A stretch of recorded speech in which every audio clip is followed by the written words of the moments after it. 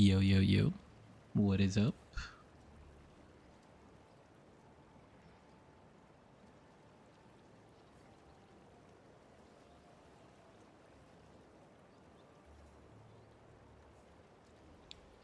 Can I get a audio test?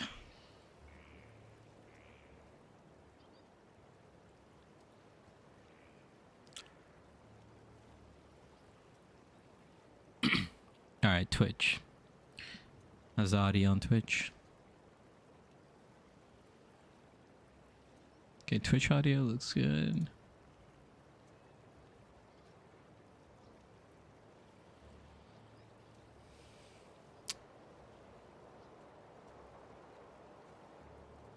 Okay, YouTube, how do you sound?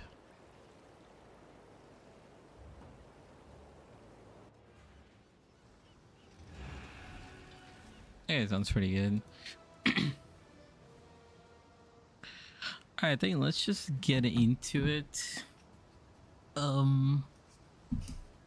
First thing, if you guys are watching the VOD, or yo, what's up, Casimus? How you doing? Clear, hear you well, nice.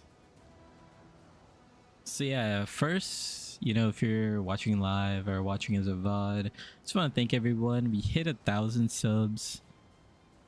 You know, we started this channel like 2 years ago, just as like a side thing, doing it for fun.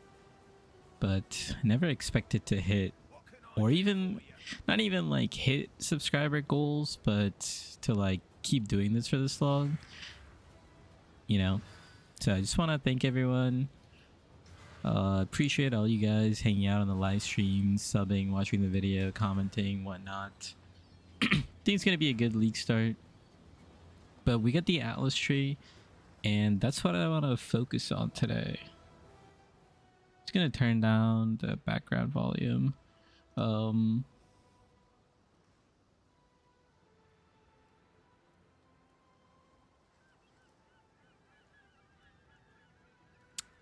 Okay, yeah, let's focus on the Atlas tree, so we could plan.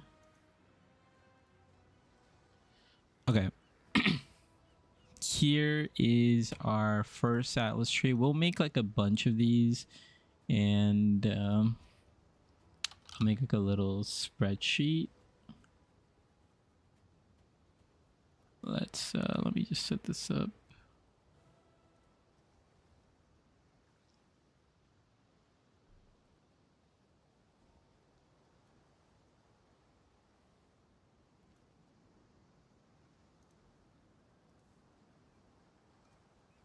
Let me do like some dark blue color. Oh, that looks gross. Let's just do black, whatever.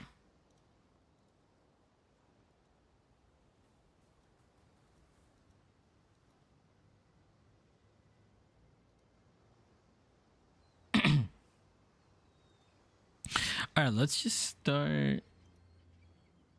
I'll just kind of work on the spreadsheet on the side, and then we can link it later. What should I say? 3.28 Atlas strats.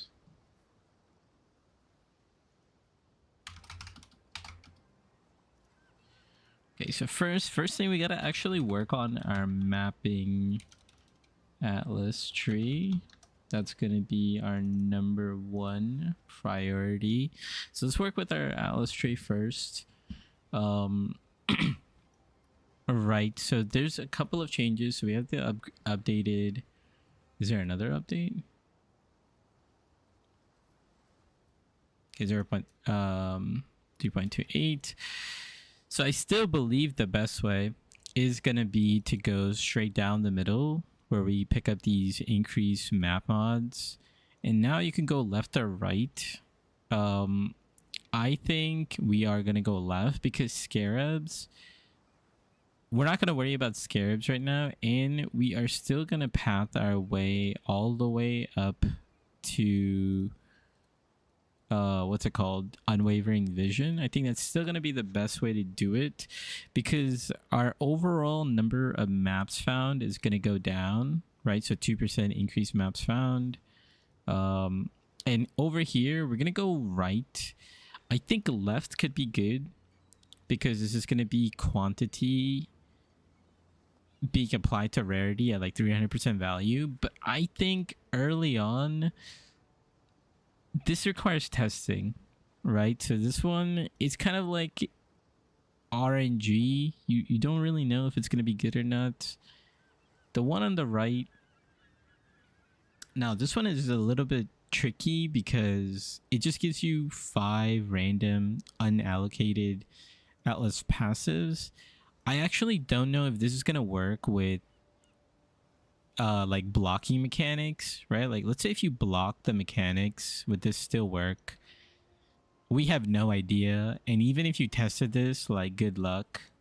I guess there is a way to test this where it's like you block everything except for like Legion or something like that, and then see if the Legion nodes pop up. So we're gonna go all the way over here. So it's gonna take you 22 completions to get to Unwavering, and as soon as you get to 22 completions, you're gonna get 23 Atlas points. And we're just gonna do the traditional setup. We're gonna pick up shaping the mountains and shaping the skies because they're gonna give us tier higher. And then down here, so that's 40%. And then you could pick up these other higher tier nodes. That's going to be 42%. So after 22 map completions and unwavering vision, this is what it's going to look like for progressing, right? It's going to be our progression tree. And then we're just going to pick up a couple more just map nodes. Let's say we pick like this many. How much is that? Let's take a look. So 2 times 28. So it's going to give us a 56%. I hope 56% is good enough. This is going to be the classic setup. So what is this? 34 points to get to this part of the tree. Now, the question is, where do you go from here? Traditionally, what I've done... Yeah, traditionally what I've done is I've just kind of gone and completed the circle. These quant circles, and then picked up like shrines, and then gone to like destructive play. So I let me actually just save this, import export.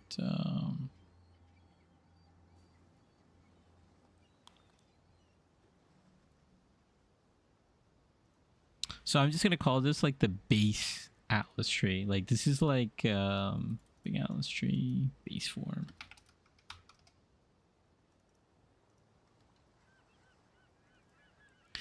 So this is what it's gonna look like as you're progressing. And then you can go either like shrines. The shrine nodes have moved over here into the middle. They were like off to the side, but they're more in the middle. So you could pick up shrine. And then you could pick up a little bit of these. But we could also pick up strong boxes. So early on, I'm going to speak particularly about my build. And we just need a little bit of currency, right? Like we need like 20 to 30 chaos. And I think this time we're going to try strong boxes because strong boxes are consistent. So we're going to go twice tempted. Just make sure that we have a strong box. And then we're going to aim for tamper proof and secret compartments. You know, just traditional. And then over here, all we want to pick up is backup cash. Because we want the currency ones to be duplicated. We could, if we want, pick up the maps one. The divination card one is kind of like whatever. This is like endgame juicing, right? If you're like actually focused on strong boxes, you would pick up divination cards. If maps feel bad, I guess you could pick up, like, finding maps feels bad, you could pick up this, but I really don't think we're gonna need to. And I think this is like a solid, like, next step. It's gonna put us at 69, which means after we spend like 1 point, for example, we'll unlock the next Atlas tree. We'll have like 50. Mostly we're gonna have 50. I don't think we're gonna do Maven or anything like that, like Maven invitations or any of the sub Eldritch bosses. But this is, you know, that's when we'll unlock the second tree, and the second tree is where we use to like farm. But I think strong boxes is going to be good. It's just going to give us a little bit of pack size when we open the boxes, and then we have a chance to get like a 6 link, which we could just sell for like 10 chaos or whatever. Or we could just get raw currency, maybe like an exalt or a divine or something like that. And yeah, I think this should be good.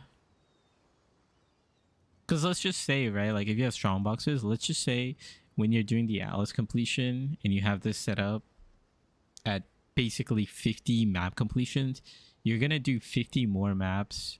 And while you're doing 50 more maps, if out of those one strong box gives you anything, like a divine, you have a pretty high chance.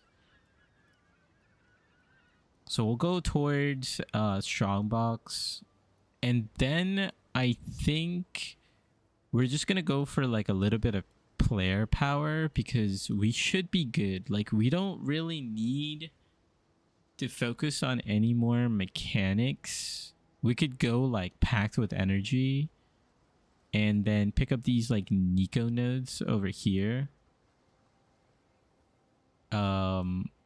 And then we'll get these Nico nodes, and then we'll pick up all these Nico nodes. Now, Sulfide Infusion would be really, really good if you plan on doing Delve, and I personally plan on doing Delve, but I don't know when exactly I'm gonna do it. So I'm just gonna leave that blank for now, and I think we have to get over here to get the actual 100% chance. So what's our, where's Delve? Yeah, 96%.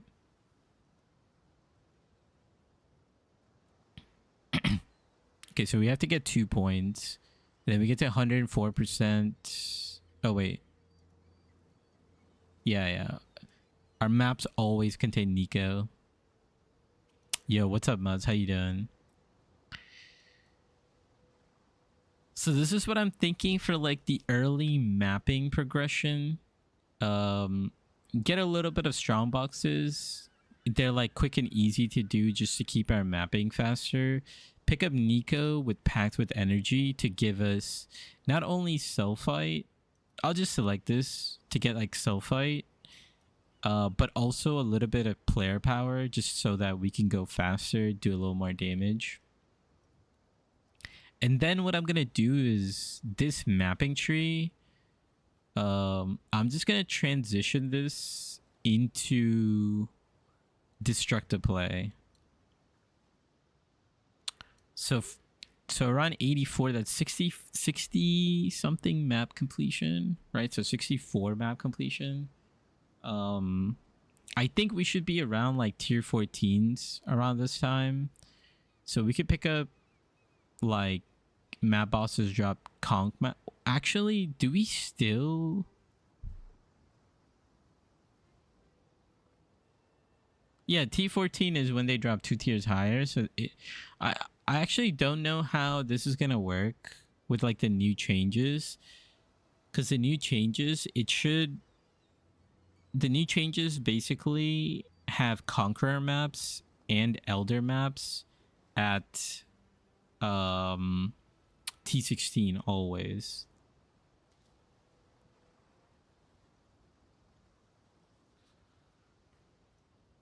So we'll go like Conqueror maps, pick up some Shaper Elder maps. And then I think we just go straight into Destructive Play where we have chance to drop chisels. Yeah, witness. We could... I don't know if this is necessary anymore. I think these points are not, yeah, not very necessary. And then we go over here, synthesis maps. And that's roughly 88 map completions with unwavering vision.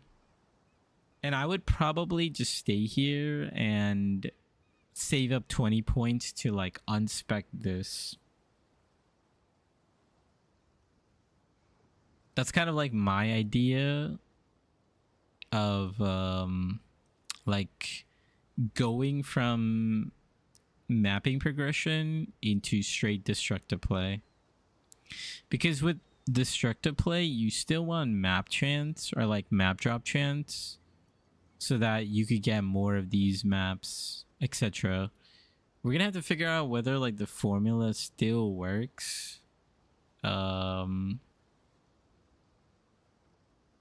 Like the map tier stuff still works with the new Atlas changes, but I would assume you're going to need these tier higher. But they specifically say, I don't know. It's gonna require some testing.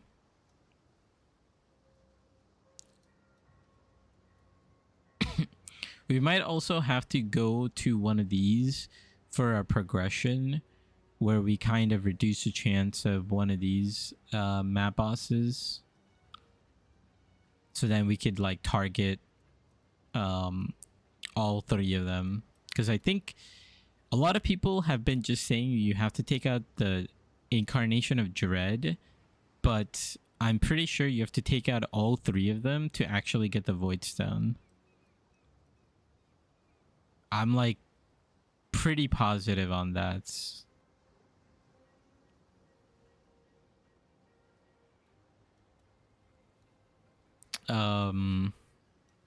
Yeah.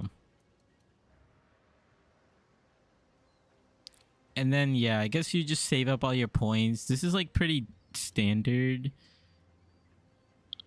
I guess you could pick up these two nodes for map drop chance. Why not? 109.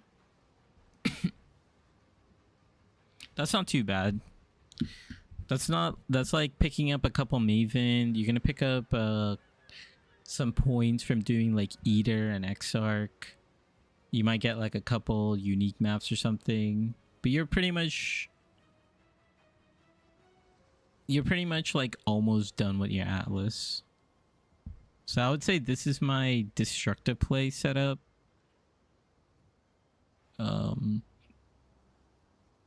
Let's just save this real quick. Destructive play.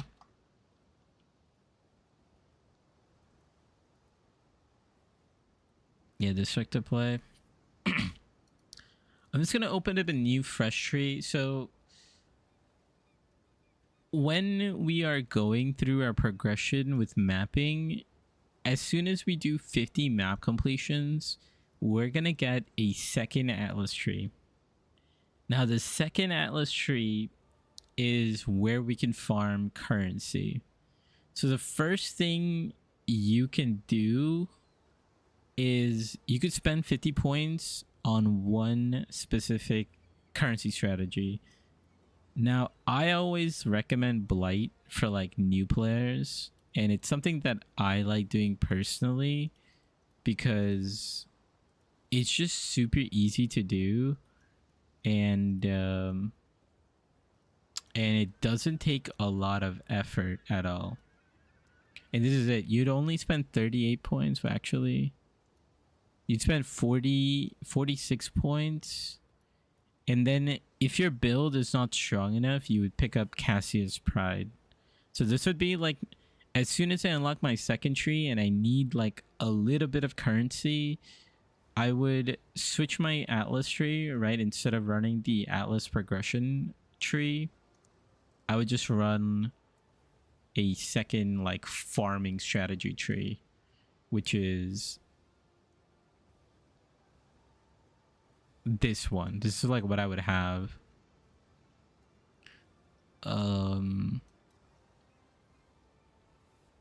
So let me just do this as like a quick swap planner.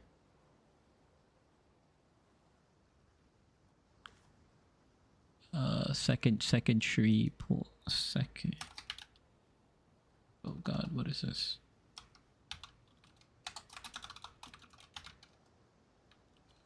Blight 50 points. So it's like Blight 50 points.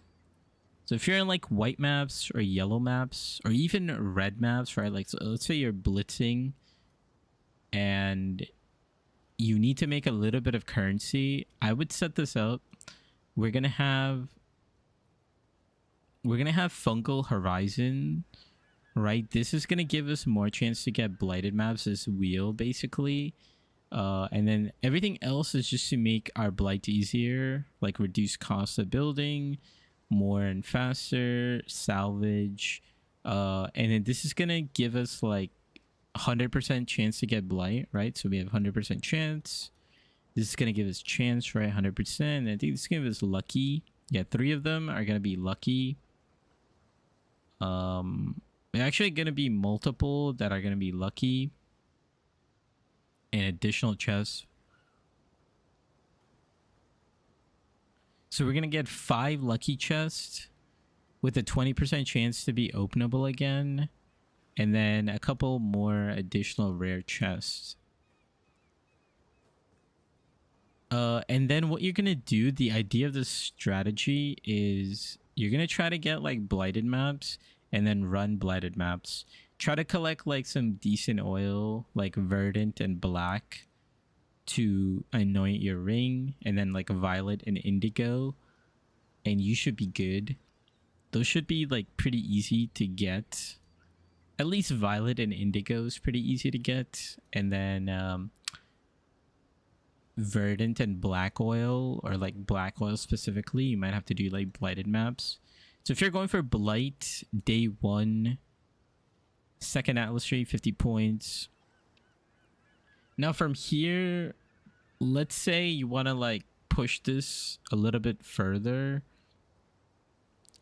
I really don't know exactly how these map tiers are going to affect dropping maps. But if these are going to affect dropping maps, these are historically really, really good to take with Blight. It just gives you like more chance to get maps and whatnot. It's a lot of points. And if your character is already ramping, I personally just like to go red altars. I think red altars are gonna be fine. Like, this is gonna be like day 1 stuff, right? So just getting like a couple chaos is gonna be totally fine. And it's not gonna be an issue at all. The other thing you can pick up, because you're gonna have a bunch of different points, is you can pick up heist. You don't need to take this one because it calls in Huck, but heist is just like free money, and you can get blueprints and contracts. The only thing with heist is you need to do them at tier 16.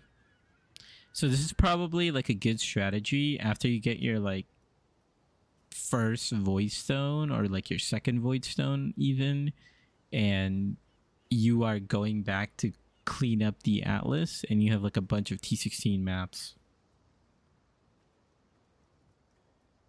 You need to get over here to actually get 100% chance, because let's look at Smuggler's Cache.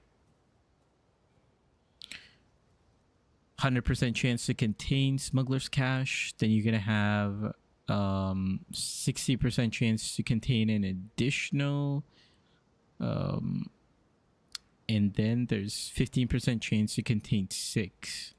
No.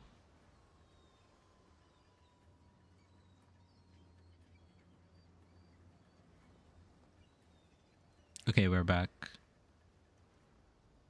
Are we back?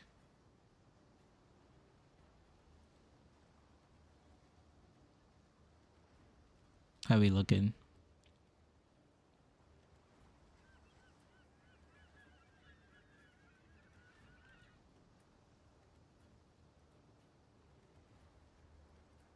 How's the audio?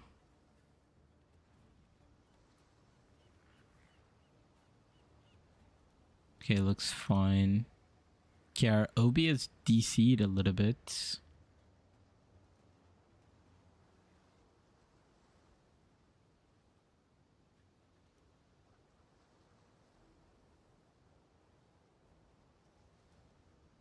Okay. Should be fine.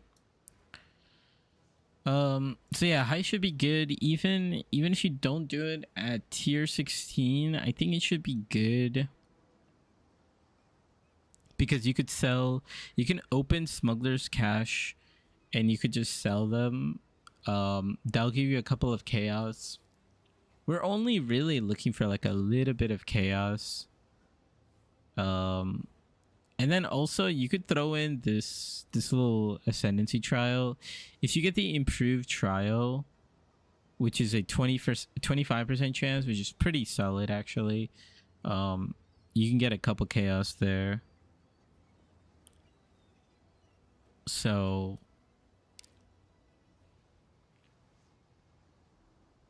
this would be my Blight slash what's it called, a Red Altar's heist strategy. I like to do this as Alk and Go. This is my Alk and Go strategy.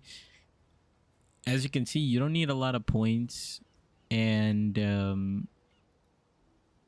yeah, from here you could also just go into like Vivid Memories and Remnants of the Past and Conqueror maps. You can do all that stuff if you want, just to get you a couple extra like map drops. But priority, you pick all the Blight nodes first, then you can pick up Red Altars, or you could even go into Ascendancy right away. Pick up the Red Altars, pick up the heist nodes, and yeah, you're good to go. I think I want to come this way. I don't know. I think this way is a little bit better because then you could pick this full wheel. You could then like start picking up like Scarab nodes. You could start going into Scarab, go into like map tiers if that helps you get more blighted maps. You could also block mechanics if you really want to. But yeah, so this is gonna be our final like day 1 Blight setup. So let me just save this. Blight.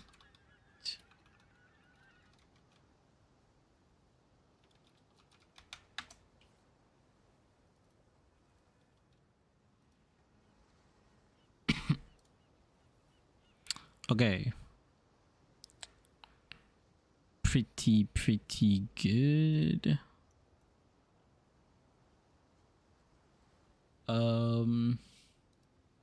It's gonna duplicate this.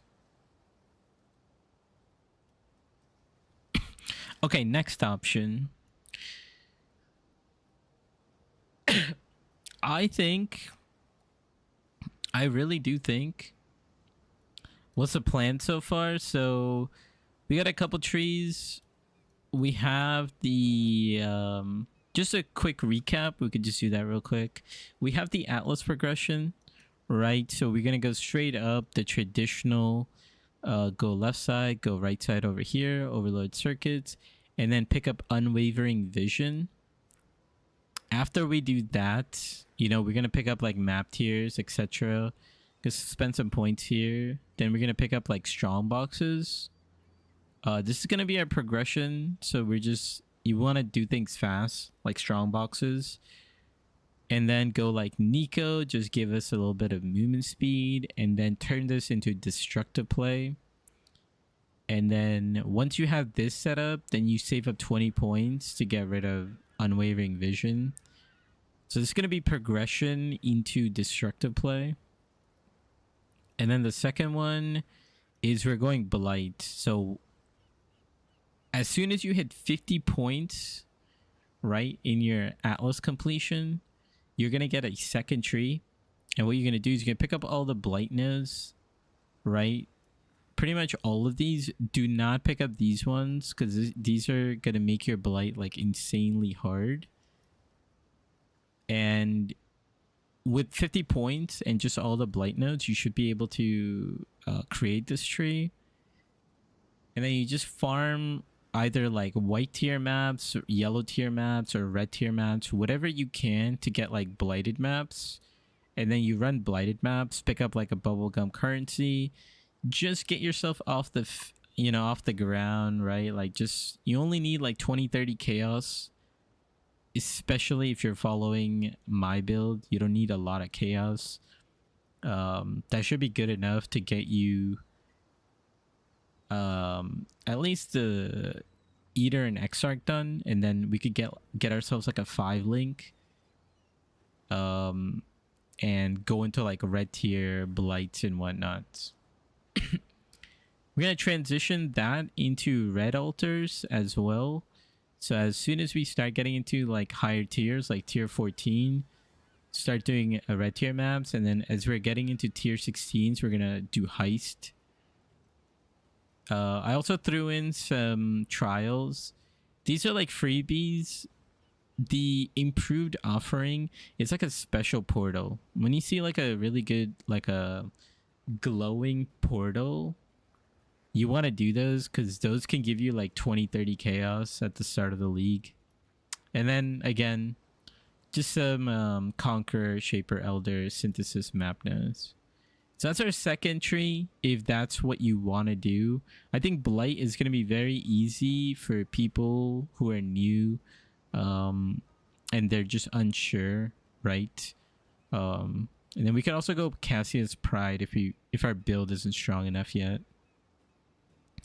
My league starter, I should have it in my YouTube description, but it's Ice Spear Totems.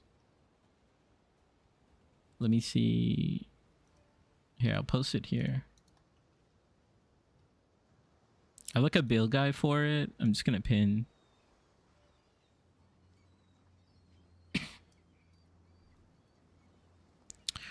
Okay, let's create our second strategy. This second strategy, I really think that Delirium is gonna be good.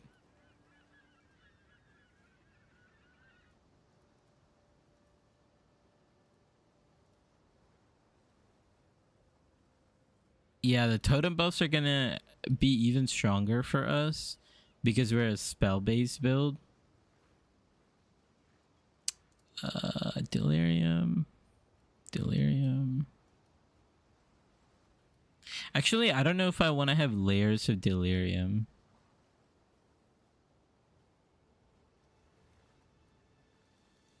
So layers of Delirium might not be what we want just yet. Well, I guess it doesn't matter. I guess. Oh wait, 52 points. Delirium. Yeah. So as soon as we get the second tree, we can do this setup where we're going into Delirium. Now, the reason why I think Delirium is going to be good is actually because of the cluster jewels. Early on, it's not going to be as good. You're just going to hope for some bubblegum currency. Can I just test this real quick? Give me a second.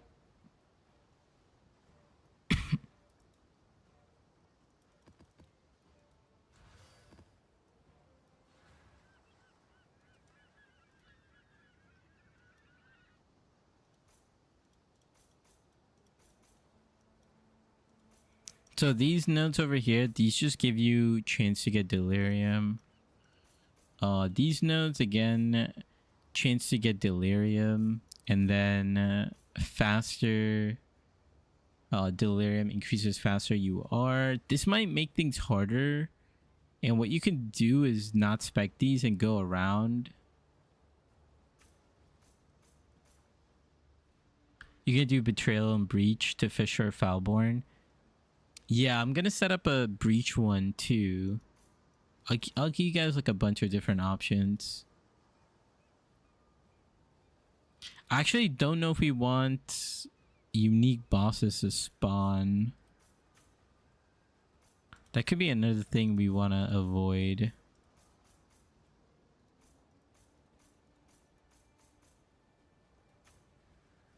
How many points is that? 86. What's 132 minus 86?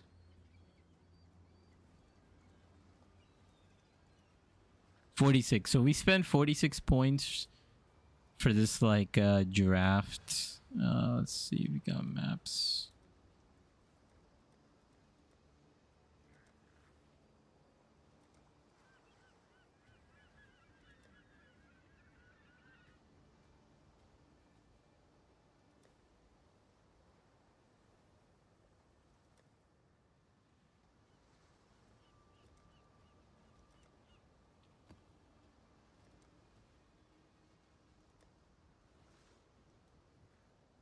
What can I convert these maps?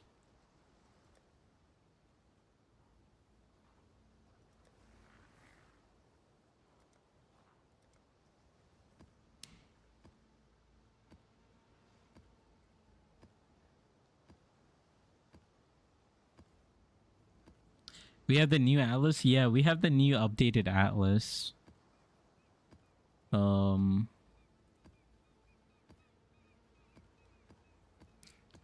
Yeah, so 3.28, we have the new updated atlas. We got some interesting nodes around. I should actually fully confirm. You did Delhi last league and slower dispersal is super helpful early. Yeah. Yeah, I think the dissipating, like being slower, is really good. I don't know if Descent into Madness is a good one. I'm thinking we do something like this so that we don't have to go Descent into Madness, because that might be a little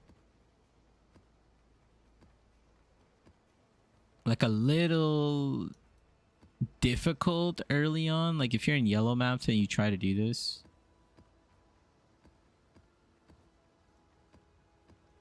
How are we looking over here? Okay, it's still converting.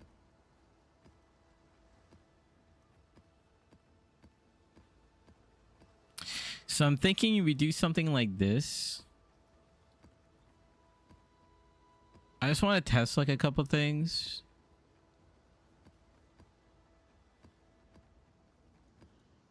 Yeah, exactly. I think this will be like really good once we, you know, once we can actually have like a good build. But I think, yeah, like even this node,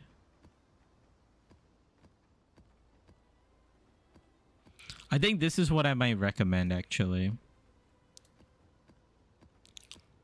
Let's see what kind of loot we can get. Let me test this out.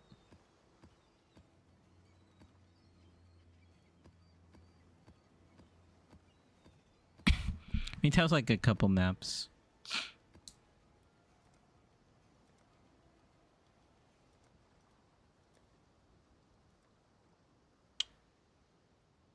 Yeah, let's say we're doing Sepulcher.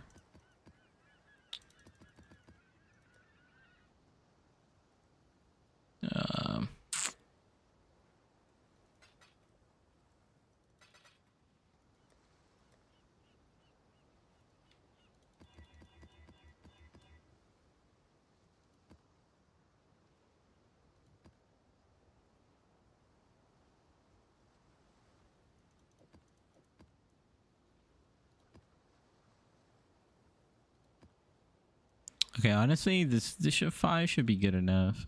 Do I have the right tree on?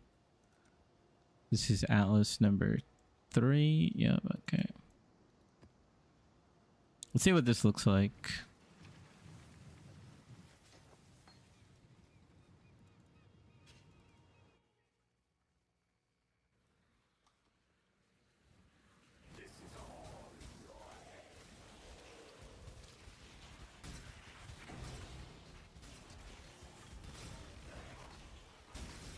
Oh, I have my campaign lead filter.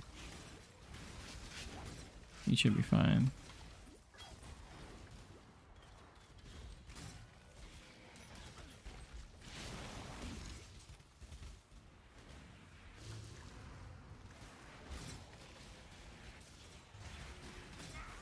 It's fine. I think campaign lead filter is fine. Yeah, like even getting uniques, I guess that one dropped from like a ritual pack.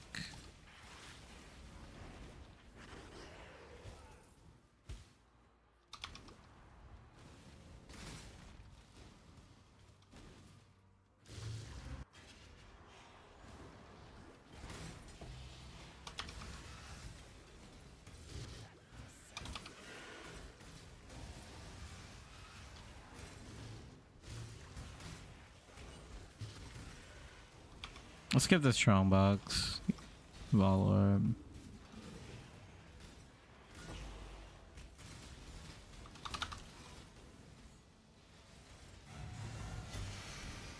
Okay, I mean, if we get that, that'd be crazy. Is that the hollow palm technique?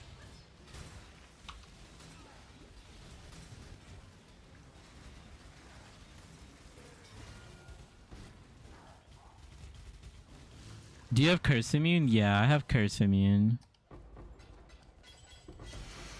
Okay, so this is kind of like what our loot looks like.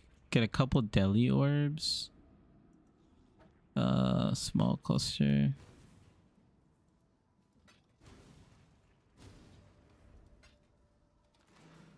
How's that? Is this... Yeah, hollow palm technique. I mean, yeah.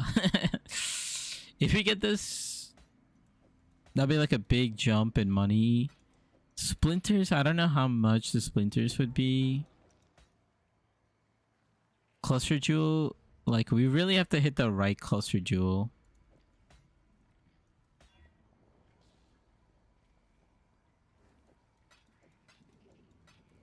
Deli orbs, maybe we could sell for like 1 chaos each, but most likely you're not going to be able to sell deli orbs like 6-7 hours into the league, you know. Let's do another map.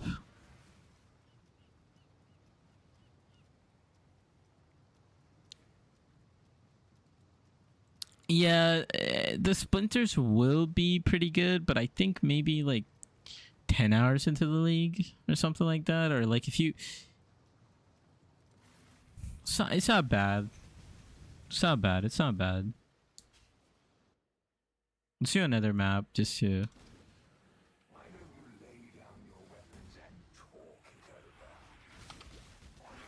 Okay, so we actually hit the 4-1. So we should get a little bit more loot.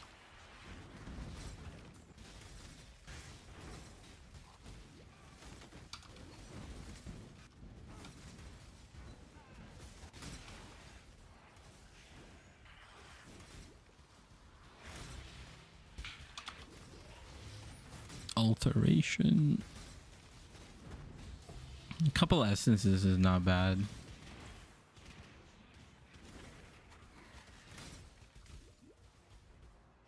So many people are playing Kinetic Fusillade. Yeah, I saw that.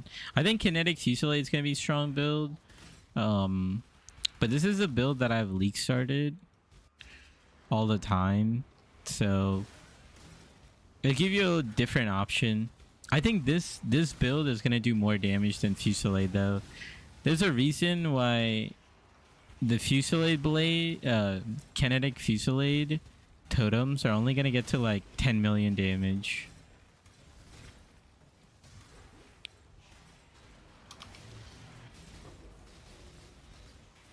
We should be able to scale our build like to various heights.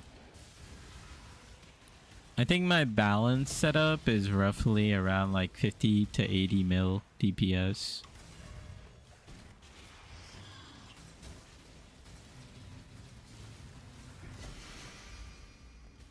Okay, let's see what we end up with on this one.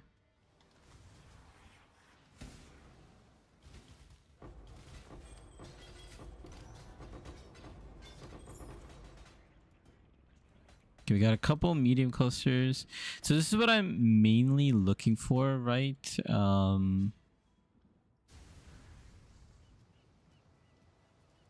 Right, like these cluster jewels. Yeah, like this one, increase projectile damage. Unfortunately, this is add 6 passives. But if this rolled like a 5 passives, then you could sell this for like a decent amount. 12 passive spell damage is kind of meh. Oh, burning damage. There you go. That's a good one. Like early on, this would be pretty good. And it rolled with the what's it called? A notable. Let me just change this real quick. Let's get standard for now. Yeah, so these clusters will definitely sell. Chaos damage over time. I don't know if anyone's playing chaos damage. Burning damage for sure, right? Like RFs. Does everyone it plays like RF every league, so not bad. What are these boots? 3-step assault.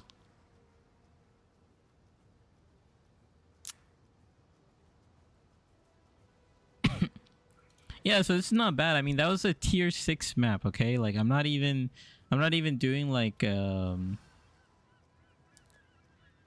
know, I'm not even doing like tier 10 or like a red maps or something like that. Oh my god, I got so many cell maps. The hell?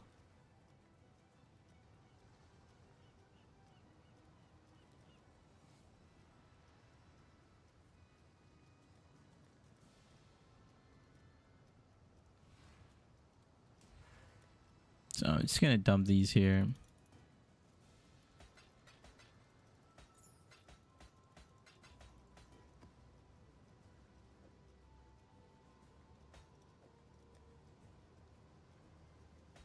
Keep this here.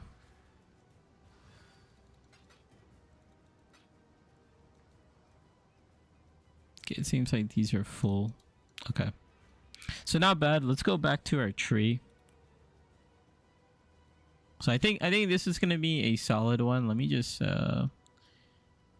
yeah, the only thing is don't take Descent into Madness and Delirium difficulty. You know, just make sure to go around. I think if you if your items are good, like maybe if you have a 5 link, 6 link, you can go for it.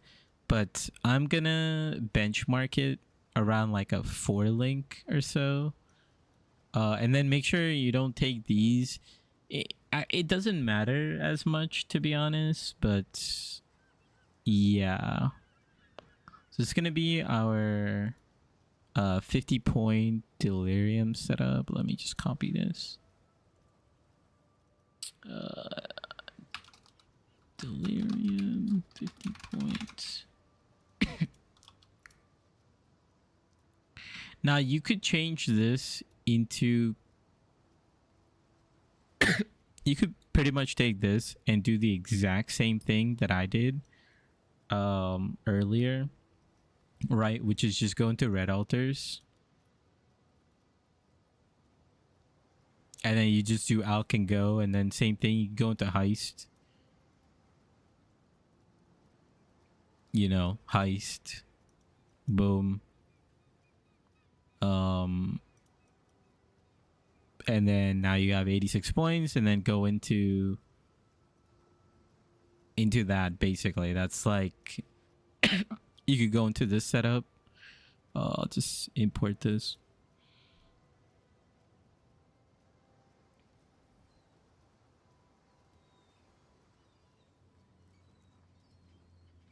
Classic red altars and heist.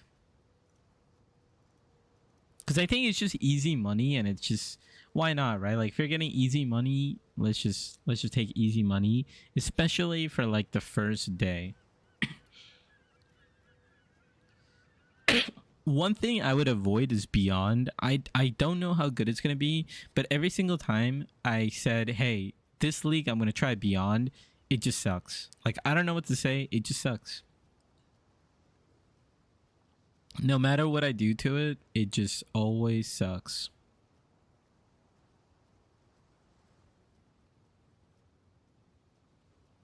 Aeroplane starts Beyond for the last 10 leagues. I don't know what he's doing. I genuinely don't know what he's doing. He makes crazy money. Yeah, I guess. I mean, I know how good tainted currency is. I'm never gonna deny that. I think like tainted currency is just like super good. Yeah, tainted Beyond kind of hits.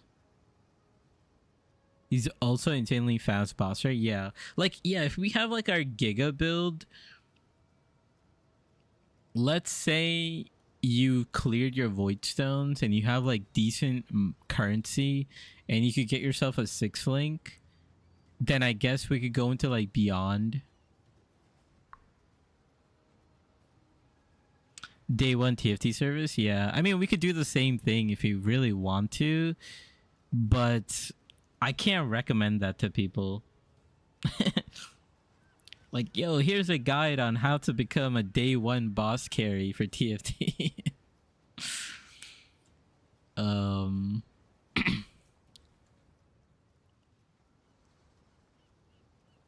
We could honestly, yeah, no, Dev can't recommend. What I can recommend is a shaper setup.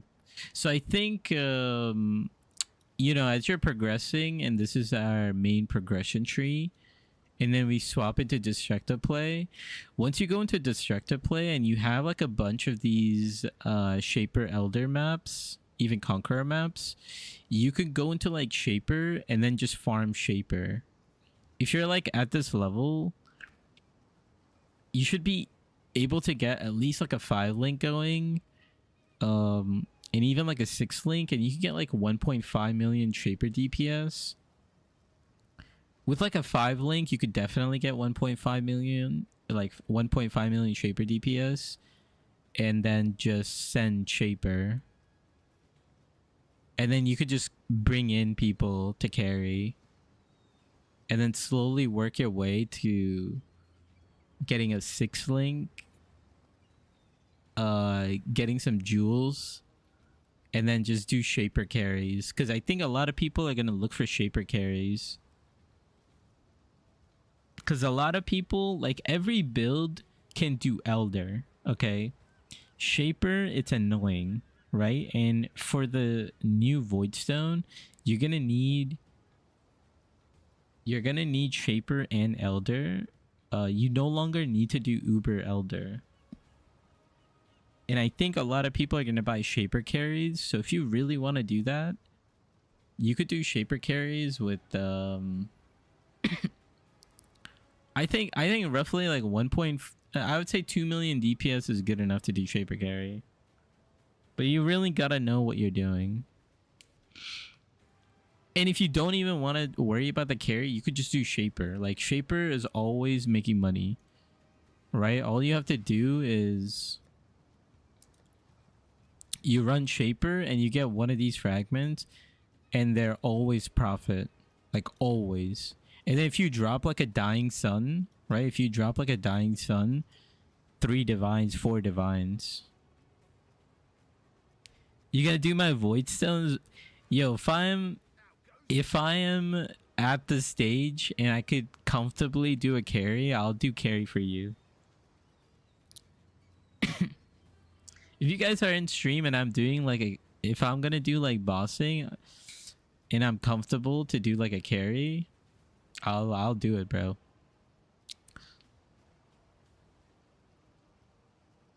I was doing that for free ship.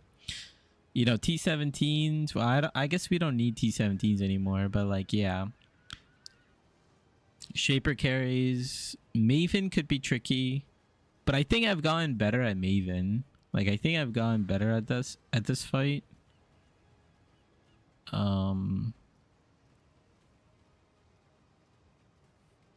Oh yeah, they got rid of the favorite system, right?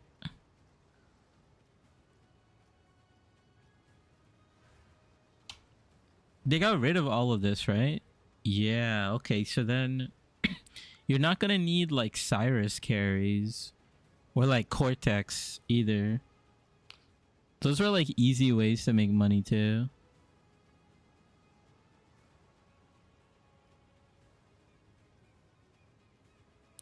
I did a memory strand boss rush last league for Wine of the Prophet. It was pretty good. Did you get Wine of the Prophet doing that? Yeah, Bless Orbs can now change Shaper Guardian maps. That's gonna feel so weird, by the way. Yeah, like this is gonna feel so weird to do.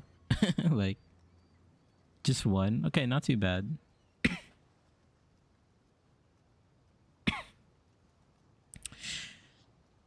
I'll talk about like what I plan on doing for like my strategy at the very end after we got this sorted. Did I put this together? Yeah, we did. So we could do this, right? Delirium and then Red Altar's heist. I guess if you want, I'll remove the heist. I think heist is like free money though. And then we could go into Beyond. Let me just type in Beyond real quick because I haven't looked at the nodes.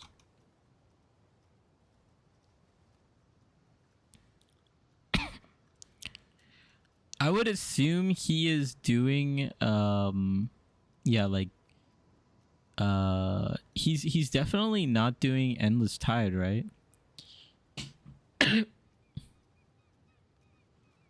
I guess you just get like chance to get Beyond and then you just go like Tainted Currency.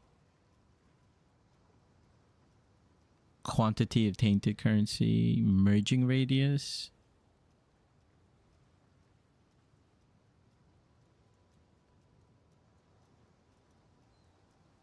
Because all the currency that I've gotten, see, that's the other thing with Beyond is you have to be able to take out the boss.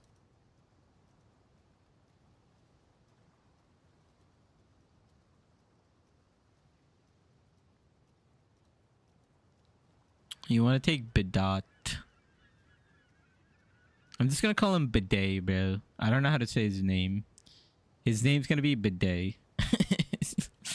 He's the one who gives you more currency. Let me just check the percentage of Beyond. If you go Flooded Depths with the Beyond setup, you can sell the Mirror Error cards in bulk.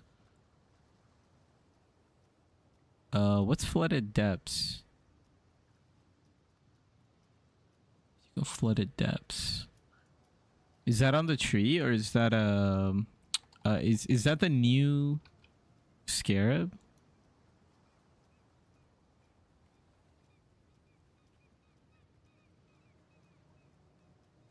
Oh, the map. Let's take a look.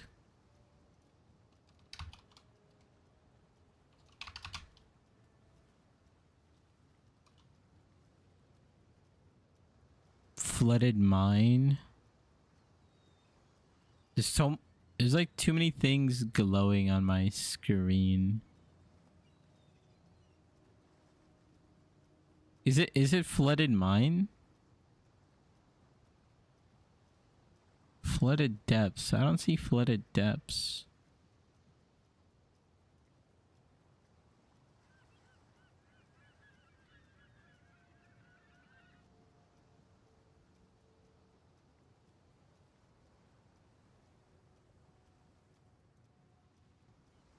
T11 at base. Should be somewhere here, right?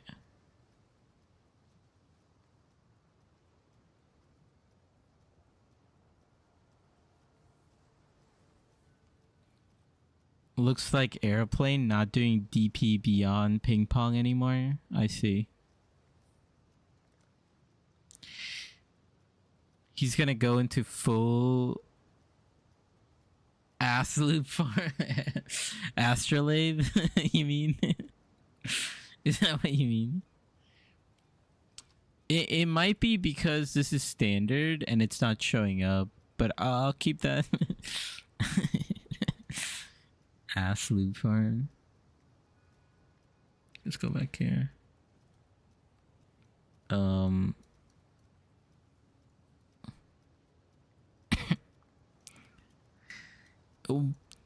We'll like leave it in here if you want to try the beyond strat.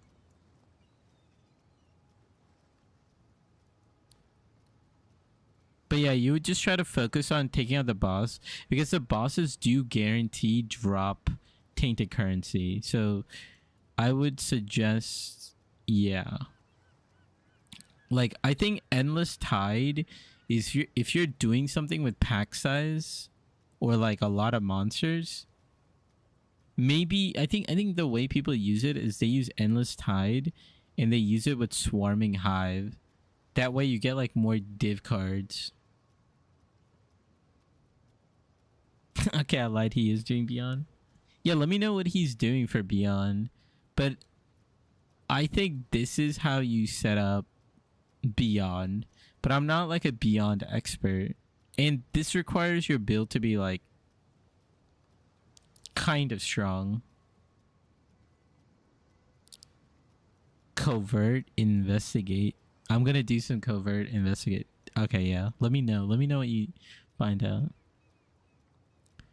Doppelganger div card. Let me see where you could get that doppel.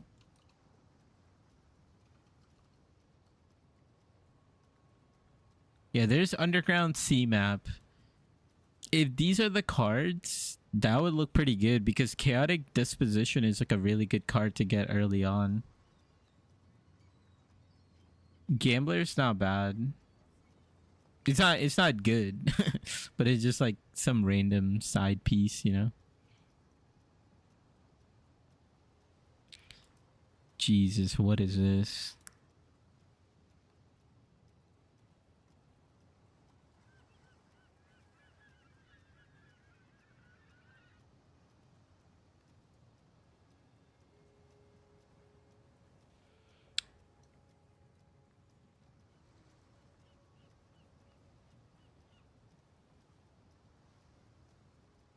I see.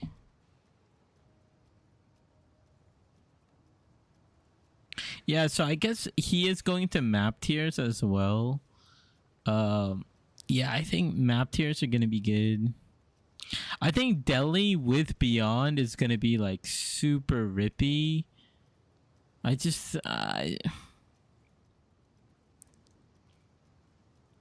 don't think this is like I don't think I could recommend this, honestly. Not with Delhi. I think with Delhi, it needs to be chill. I think it needs to be a little chill. Yeah, this is like not new player friendly at all.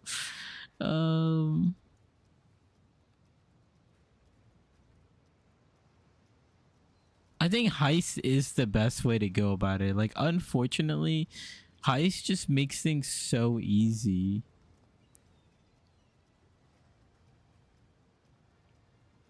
Let me see what I have so far. Yeah. Delirium, Red Altars, and Heist.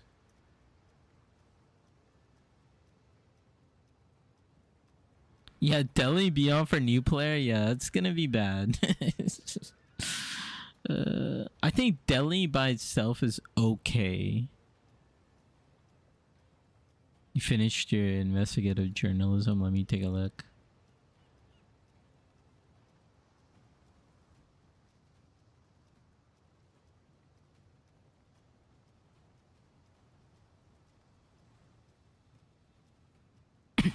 This is a 4-month-old video, but we could just look at the Beyond part.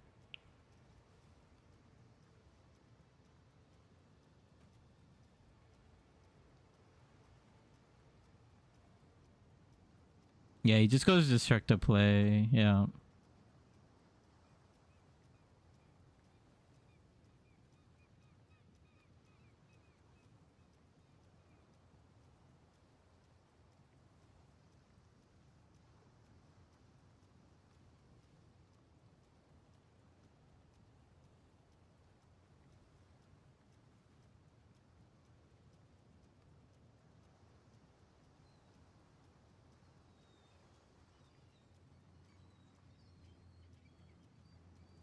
Okay, so he's doing Beyond and Red Altars. Gotcha. And he's doing Exiles?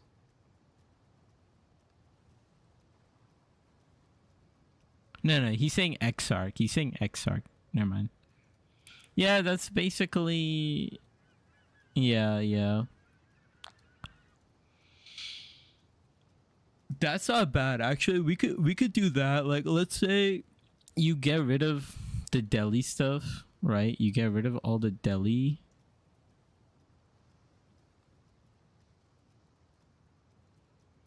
And then you could go into like Beyond. And I guess you don't really need demonic powers.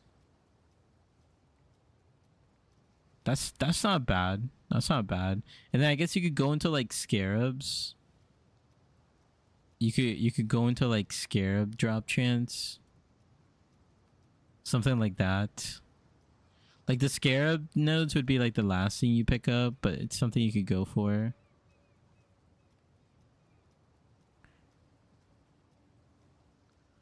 I think you could do this, but not for really new players. Yeah, I agree.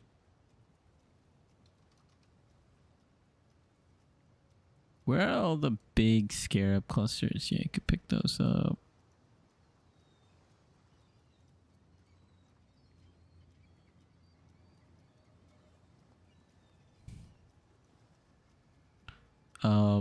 Okay, we'll keep this as like Beyond plus red altars and scarabs and stuff.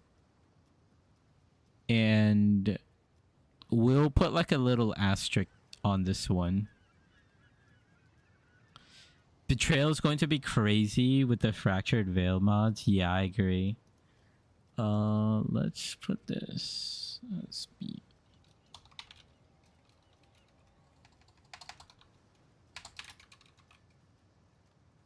Let me rip B.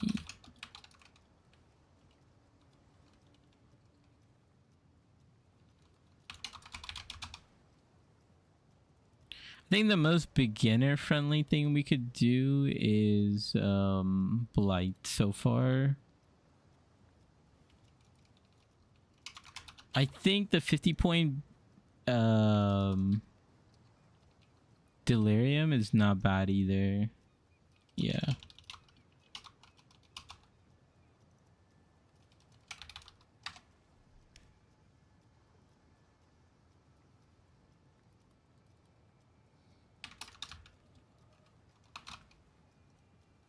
All players. Oh.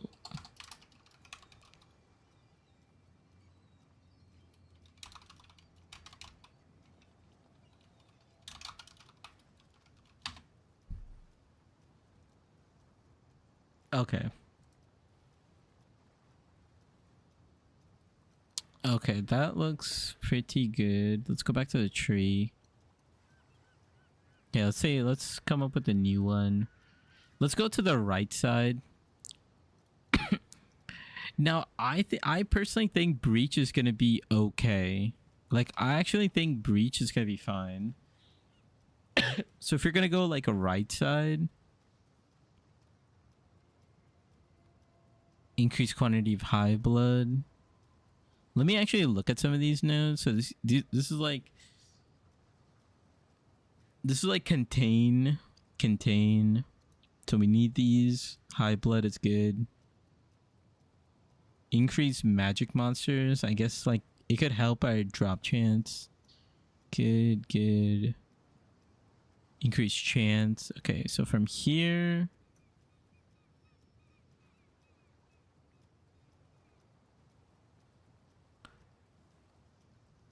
The breach chance. New player tree. Let's take a look at what you have. Players need.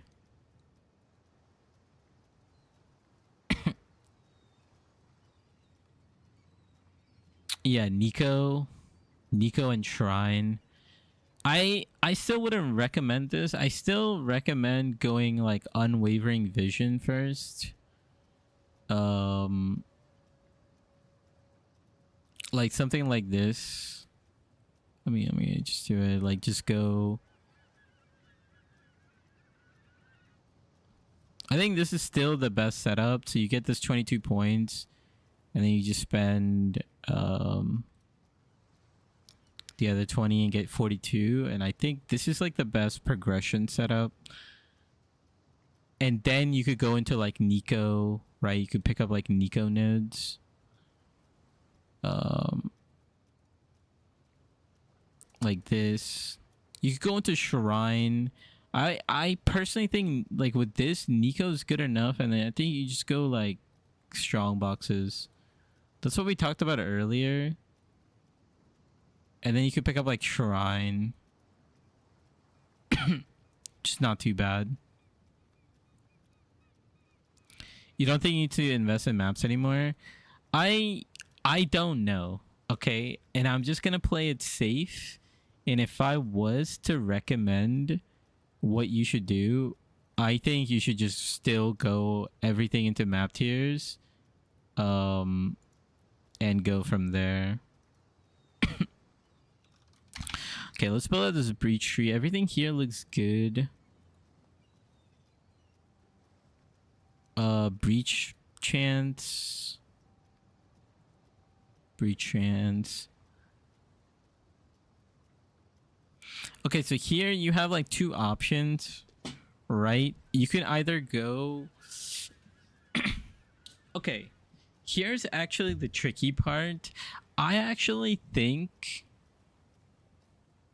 that the hive encounters are better. I actually think that your breach contains like a hive encounter is better early on. Okay, early on. Later, enemy at the gates is going to be better, where it's always unstable breaches, which is like the old breach where it just opens wide. Pause. And it has like a potential to spawn like a boss, because if this thing spawns a boss, it's gonna take you like forever to kill it, especially when you're in like yellow maps or something. So I recommend going highs first. Yeah, that's why I said pause. This guy, bro, he wants me to play Shape of Dreams.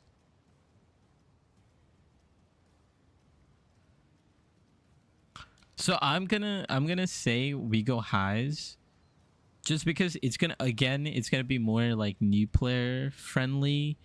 Yeah.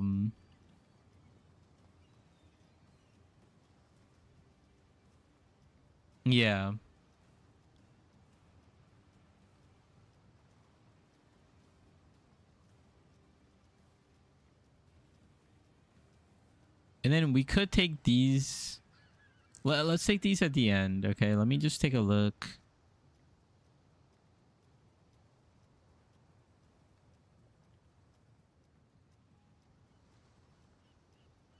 I have no idea what flammable barrows are.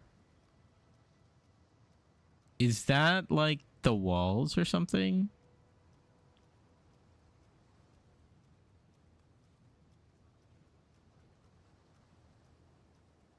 Hive monsters in your map have 4% increased toughness.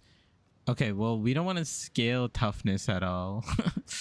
At least not early on. They delete the walls? Okay. Percent chance, 8% chance. Wound gifts, wound gifts. Lead to fortresses. Faster.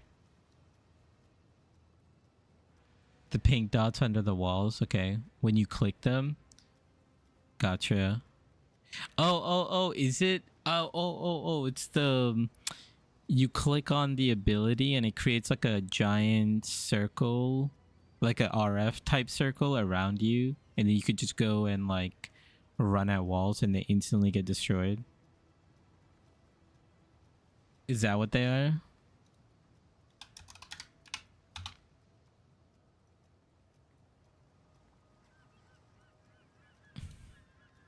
We want lavish, so we want lavish. We could get ancient and provision. I'll just go with lavish. 40 points. What's over here? Oh, we want these two.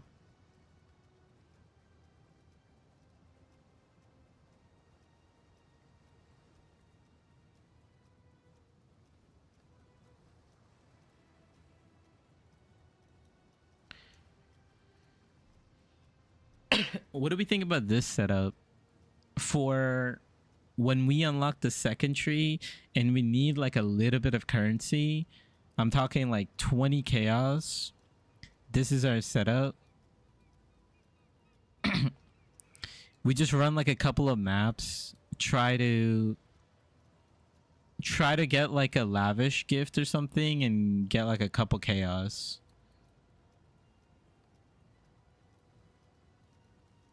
And then later we can switch from this to this.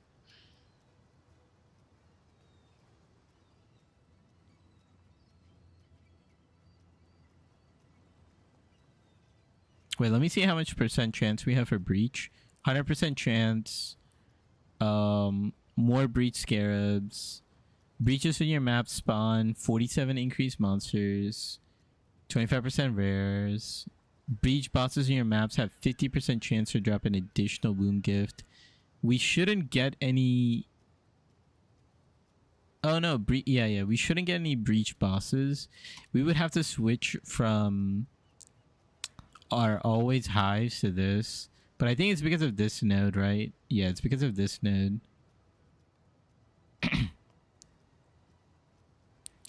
Grasping coffers in your maps have 50% increased chance to contain womb gifts.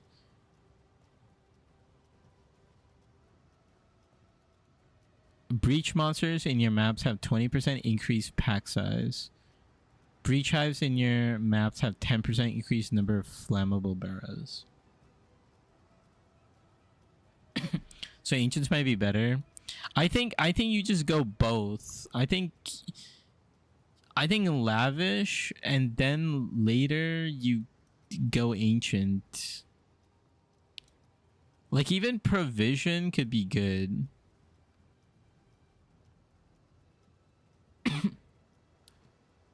But yeah, that is... I think ancient's gonna be good. We could leave it like this if we want. And then maybe add like more pack size. It's like 54 points, but you know. You get a couple more points. This is like yellow tier maps. We can't test this, right? Yeah, we can't test this. But this is like what I would have to test.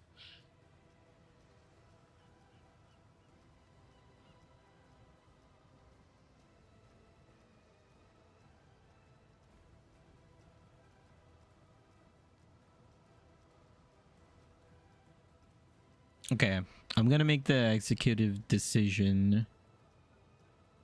And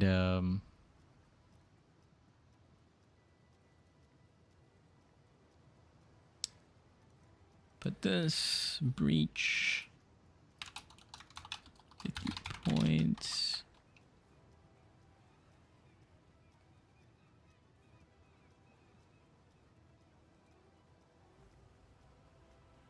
Okay, that's the breach 50 points version.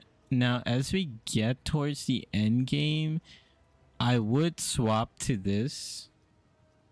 Because unstable breaches are better. They're going to be easier to kind of fight.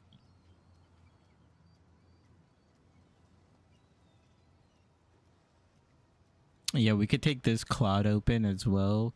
It's going to give us more rare monsters from the unstable breach.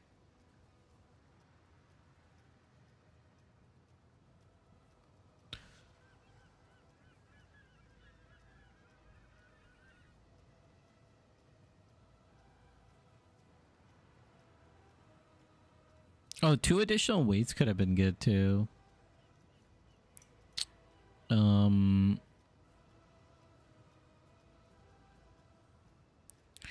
So fortresses, so we actually do want to lead to fortresses because yeah, they are in the Atlas tree. So this is the node. Breach hives in your maps have 40% increased chance to lead to fortresses. Now this kind of contradicts with this. Because I don't know if we'll ever get hives, you know, because this one says it'll be hives. Maybe we just do this to go for hives instead.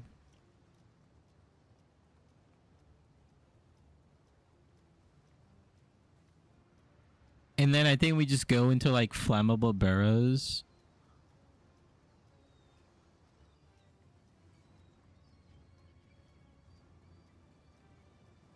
And then like the toughness, we'll have to deal with it.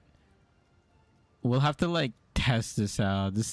This tree is gonna have like a what's it called, disclaimer on it. But this is something we could test out. What else can we put on this? I mean, we could go scarab hunting. We could go map boss hunting. We can also just get like packed with energy. Right, because we're like super close to everything. Get us like a little bit of damage. What do we want to do with this one? Because I think we'll also get rare monsters for your maps have 50% increased chance to drop scarabs per monster modifier. There should be a bunch of rare monsters.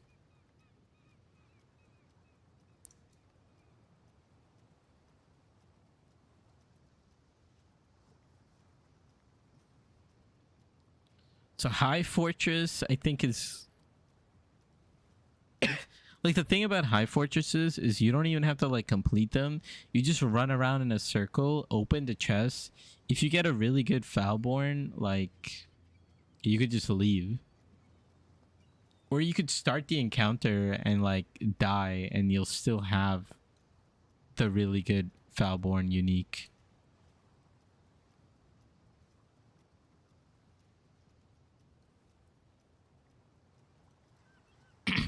I'm thinking let's go scarabs. Let's switch it up a little bit. Let's go scarabs.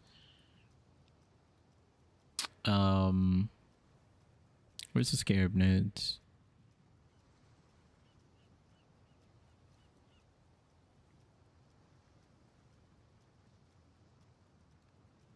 Yeah, we could just go scarabs. And then honestly, we could just, you know, get our map boss kills and get some more maps. And then, you know what? We could just throw on Nico as like a little bit of damage buff. Get some delve nodes. Oh, we need to pick up these nodes.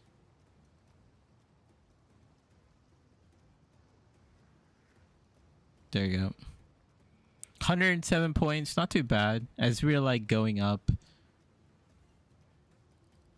Anything else for breach? Like as we get like more points, we could like go this way. Get some sulfite, get some player power with packed with energy, and then try to aim for scarabs. Try to aim for Shaper Elder, Conch, and Synth maps. And you could sell those.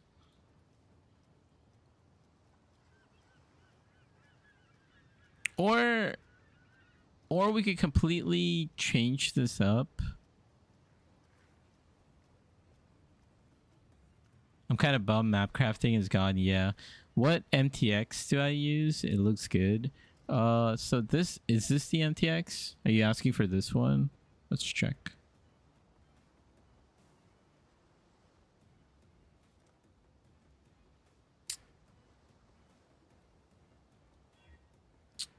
So I'm using Intrepid.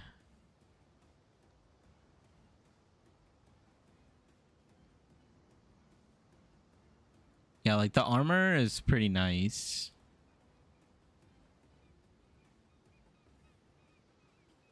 Yeah, it's part of this like whole set. Can you buy it? I think you should be able to. I got this like a very, very long time ago. It wasn't a reward. I bought it in a package.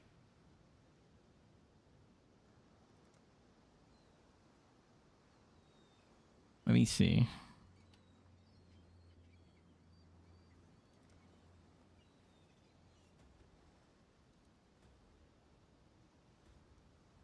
How do I go to the store page? Oh, shop.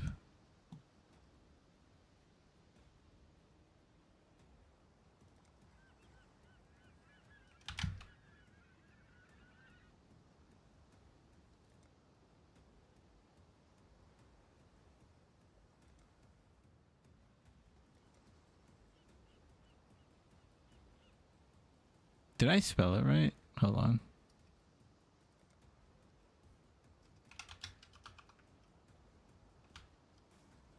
Intrepid.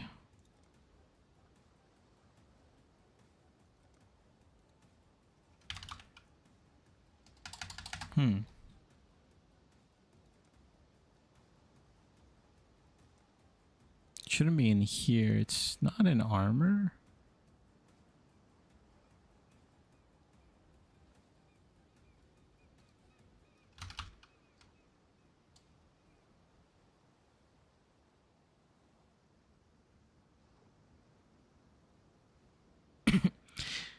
Yeah, I'm not sure how to buy it actually. It used to be in a supporter pack. Yeah, it was from a supporter pack. I thought you were able to buy supporter pack items after like some time.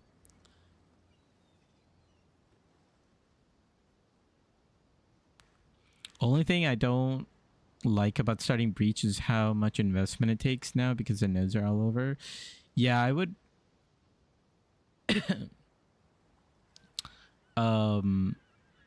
yeah, like this tree setup for Breach, like the 50 points one is like your second tree.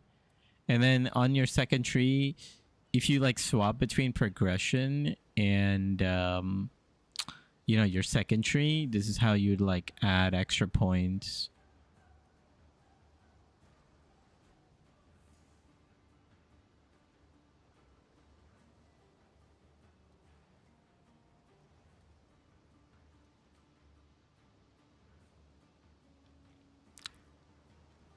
Can we add anything here?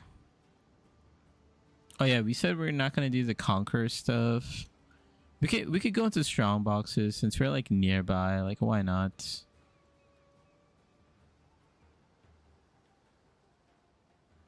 Oh wait, actually we could save two. We save a point here.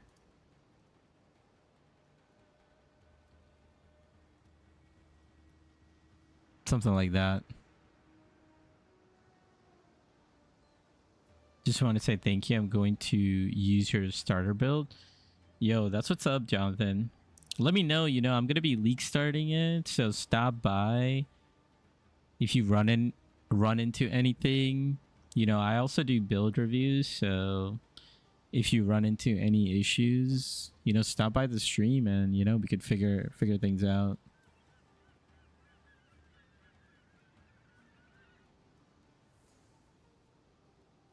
You'll be watching. Nice. I'll see you at league start. Yeah, let's try this. We could do like strong boxes. Kind of let us go a little bit faster. We'll do breach. Because the breach that we're choosing is the hives. And then we're trying to get fortresses. And through the fortresses, we're trying to get foulborn uniques. And then we're trying to aim for lavish womb gifts. Or ancient womb gifts. And you can either sell them straight up, or you can harvest them yourself and try to get some good items. And then we're also targeting scarabs because we might get a bunch of rare enemies from our breach encounter. So yeah, that's the plan.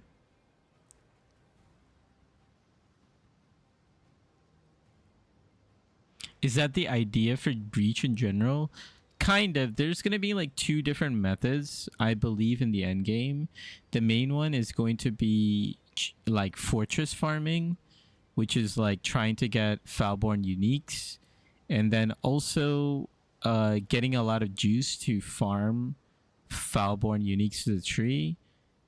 You could also farm lavish gifts, which I want to do on like day 1, day 2, just to see if we could get some currency. And then the other option is to go unstable breaches.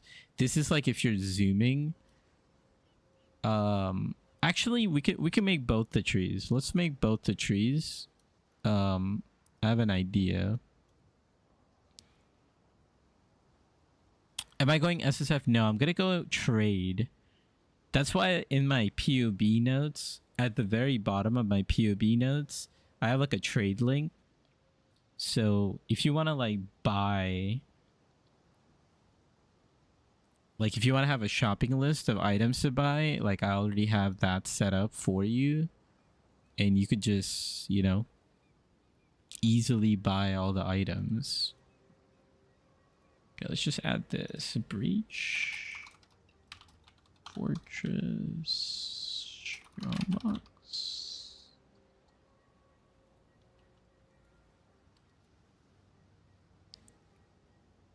New and untested.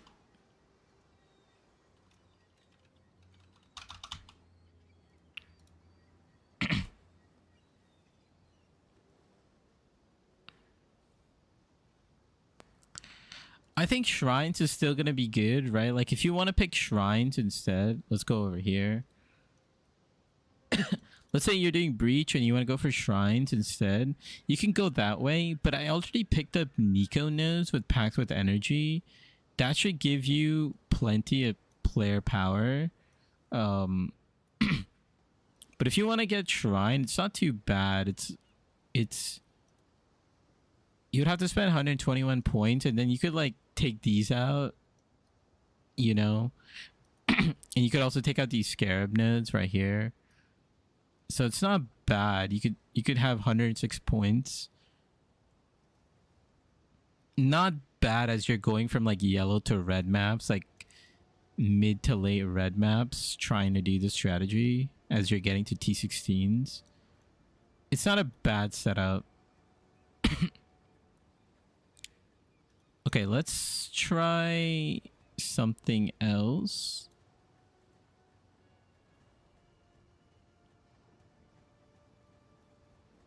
Actually, let's leave the packed with energy, right? Just to give you a little bit of power. But instead of going high fortresses, we're gonna focus on unstable energy, or sorry, unstable breaches. We have no idea how good this is gonna be, but based on this notable, it says 50% chance, or breach bosses in your maps have 50% chance to drop an additional womb gifts. So this could be a really good strategy to get womb gifts and try to get bosses, breach bosses. And this will always be unstable breaches, so we can kind of zoom with this strategy.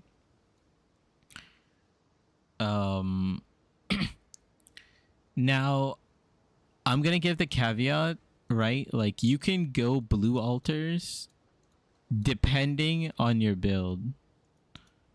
If you have a solid build for blue altars, go for blue altars. But if you are following my build, then we're gonna go red altars, because red altars is what our build can handle like safely early on. So we could go red altars plus unstable breaches. This will be like a way to get to go a little like faster, like our maps would be a little bit faster. And then here we could focus on getting shrine as well.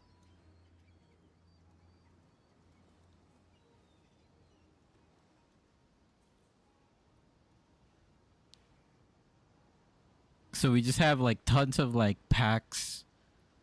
We have red altars, we have breach.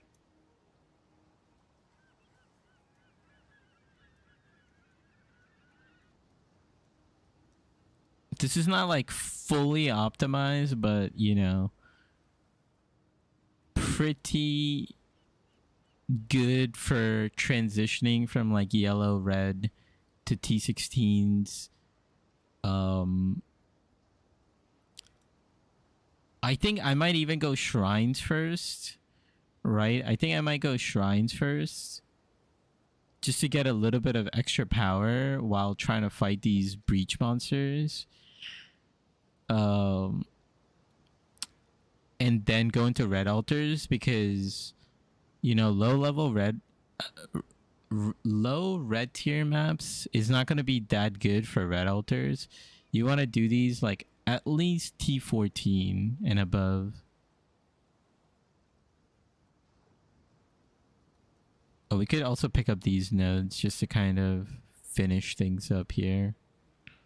So this is like another breach option you can go if you don't like the hives or the high fortresses and you just want to go fast. This is like an option.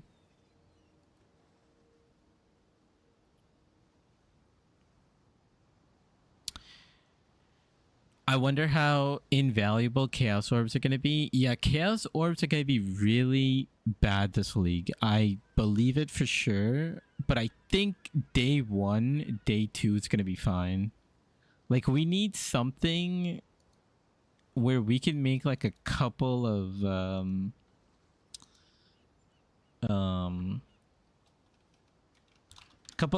currency so that, you know, we can get ourselves off the ground.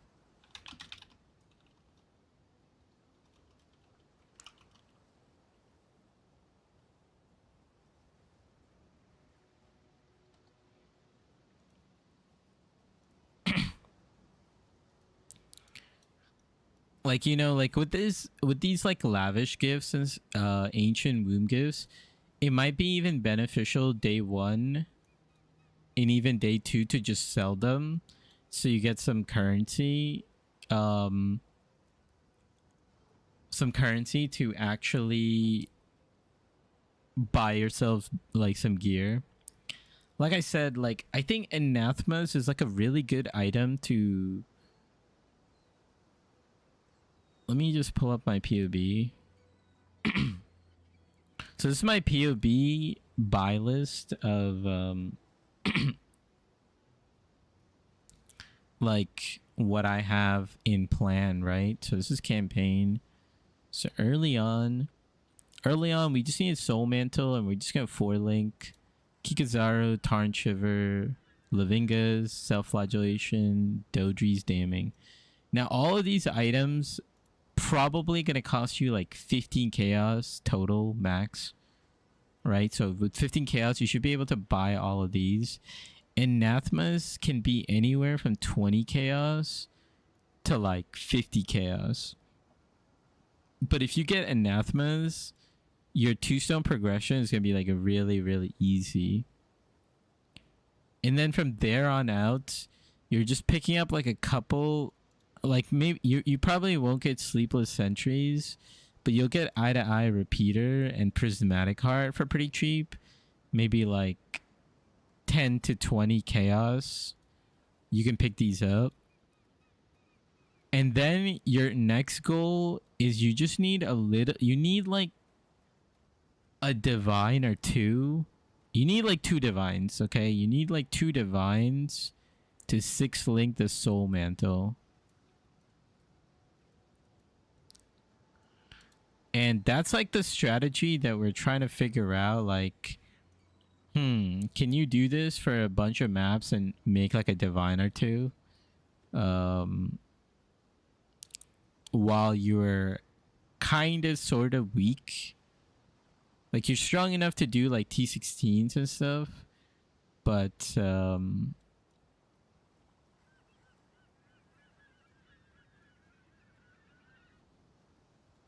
yeah. I mean, what I would personally like to do is like destructive play. But again, with destructive play, you need like... I feel like you need to get anathemas first before you start doing destructive play. Are there any high value items that are competing with all the KF and Ballista builds? So the number one is going to be Rain of Splinters, right? So Rain of Splinters is going to be the number one. And when I looked at Palstrone's build, he's not pushing to Dying Sun and Bottle Fate. But ideally, Dying Sun would also be on it. But Rain of Splinters is the mega competitive one. That's why it's in the end game, right? At this point, everything's gonna be super expensive. I expect Rain of Splinters to be like 10 to 15 divines this league. 4 divs? No, I legit think it's gonna be 10 to 15 divines.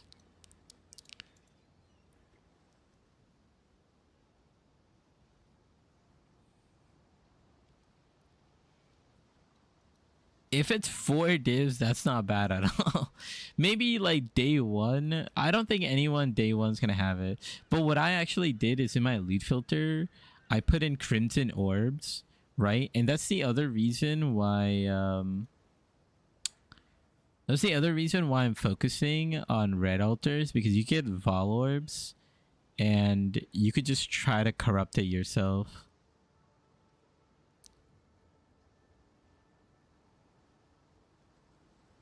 How viable is it targeting unique jewels from the tree? So Rain of Splinters, you have to corrupt it. All you have to do is corrupt Crimson Jewels, and it's very, very, very difficult to get Rain of Splinters. But if one of you guys is lucky enough to do it, you know, that's a win. Self-flagellation is pretty common. The roll range is pretty big, yeah.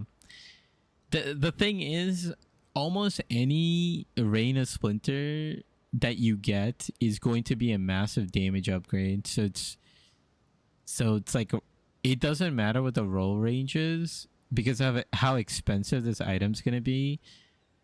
I think if you can corrupt it yourself, if you have the Vol Orbs to do it, it could be worth. But I would first make sure you have enough Vol Orbs to get a 6 link. Once you have the 6 link, then go crazy corrupting. But don't try to get Rain of Splinters before you get your 6 link Soul Mantle. That's gonna be priority number 1. In the like, after you do like these two, I think it might be better to skip Sleepless Sentries and Ancestral Echo, skip this medium cluster, and just go for the 6 link after you get the first 2 steps. Corrupted strongboxes isn't bad for farming it. Yeah, that's why I put strongboxes in a lot of my strategies based on what you want to do. Did I put strongboxes? I put strongboxes in this one.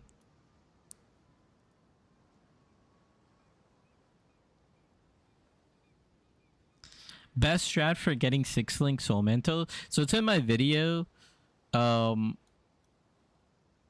If you're doing this purely SSF, then you're gonna have to do Beyond, and that's a little sketchy. So I would recommend, if you're doing this in SSF, I would do Blight, and I would try to do a lot of Blight and try to get a bunch of uniques, and hopefully you get a Soul Mantle. And in the process, you collected like a bunch of Jeweler Orbs and Fusings. You could even go into Red Beast. Honestly, Red Beast might be the way to get a 6 link. You don't even do Corrupted. You just try to go into Beast. Yeah, you can go into Beastcraft for 6 link. Okay, yeah, if you're going trade, then I would say the cheapest would be actually the tainted currency, because not a lot of people know about tainted currencies. I think the Beastcraft is like 2 divs, isn't it? Like day 1. Ritual Omen is, I think, the same thing. Like Ritual Omen is going to be too expensive.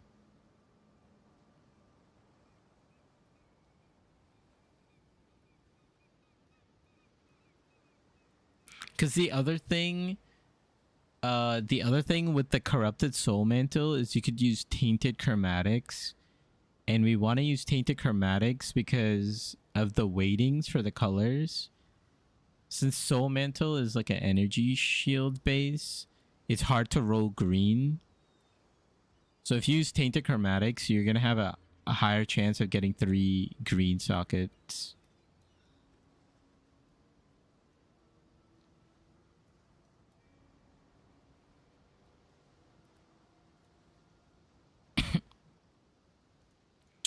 Okay, what else can we do?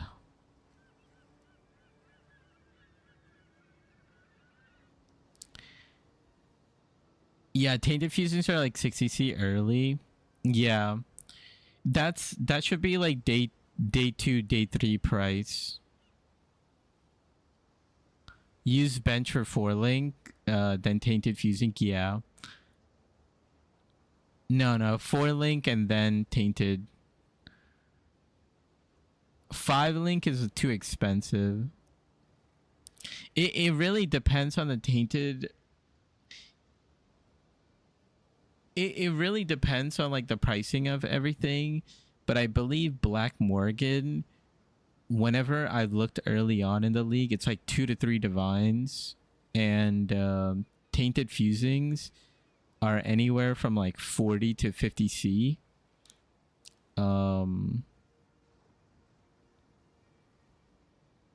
Let me see if I have like a VOD or something. Let me take a look.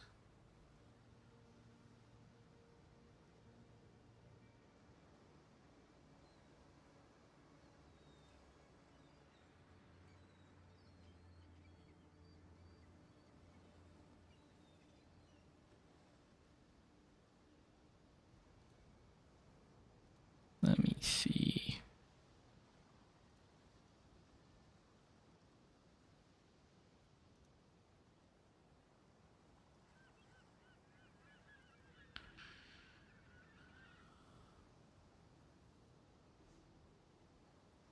Day 1, day 2. Was it day 2?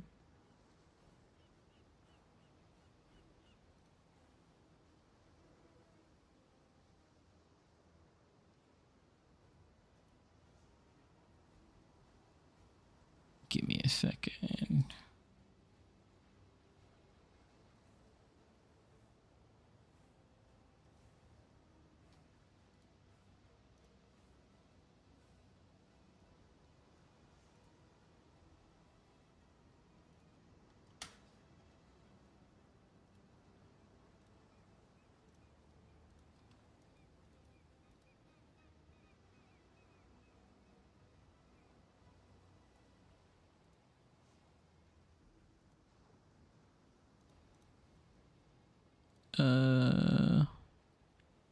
Do I have timestamps? I do. 6 linking. So yeah, I was buying them for 50C. And this was day 3, I believe. I didn't update my description. It should be day 3. I didn't update my description at all. But yeah, I was buying them for 50C. There you go. I wonder if I had like a divine.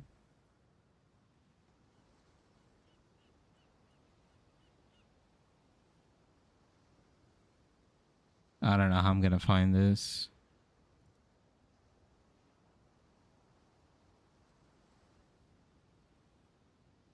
Come here, let me see. Did I look at the price of a divine at all?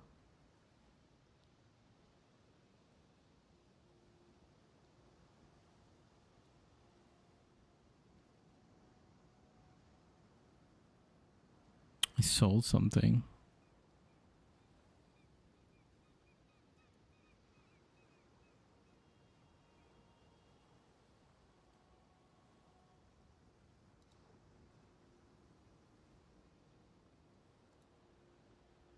I sold a scarab.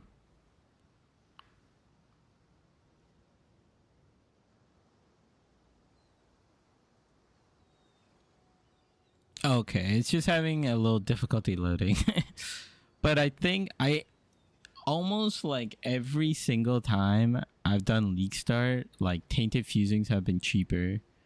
And also you can get like a really good implicit, right? Which will be like your end game body armor, and you don't have to worry about six linking anything else. You could get yourself like a +1 or +2 kind of fairly cheap.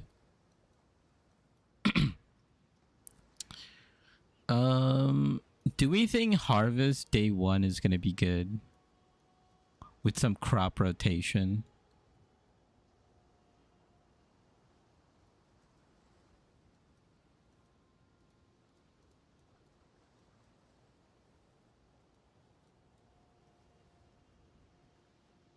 The only problem about Harvest is you need to get a really juiced map. Like you really need to get like a really juiced map.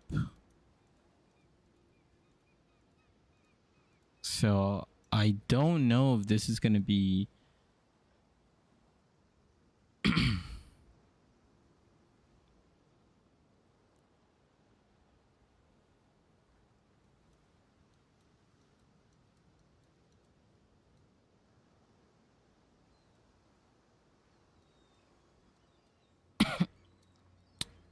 I don't even know what you pair this with. I guess you would take like all the effect nodes. Do these give you effect? No, they don't.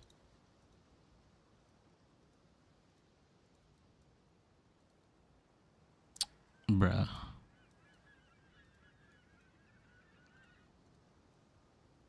You could go red altars as well.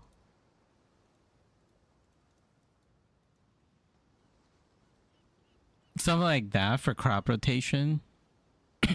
But I just don't know how good Harvest would be on day 1. Like, I feel like no one is that desperate to get Harvest juice day 1.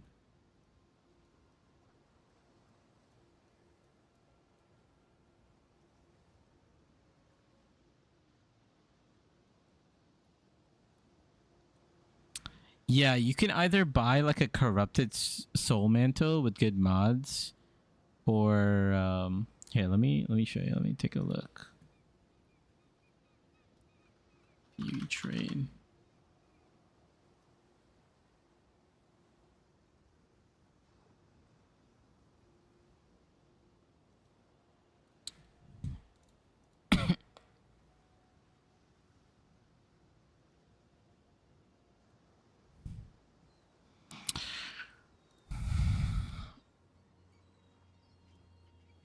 Corrupted, yes.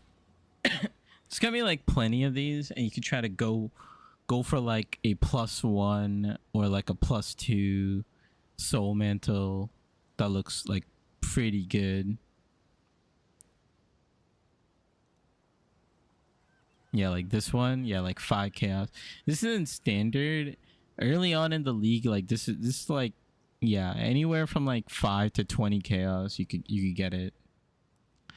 I think yesterday Fub mentioned maybe trying Breach plus Legion early, or since it's so near to each other, but I don't know, probably more Alch and Go and no Scarabs. Yeah, Legion is really good. The only reason I'm not saying Legion is I'm also tailoring this towards like my build. My strat involves buying the soul mantle market. Yo, everybody get your live searches ready. We have to fight against Muzz.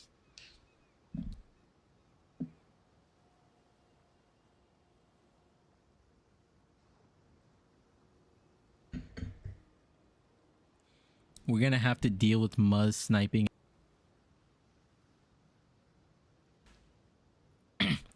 Yeah, there's gonna be like a couple strats. Like I would say Expedition and Legion are and Ultimatum. I mean, Ultimatum's fine. Like Ritual for sure.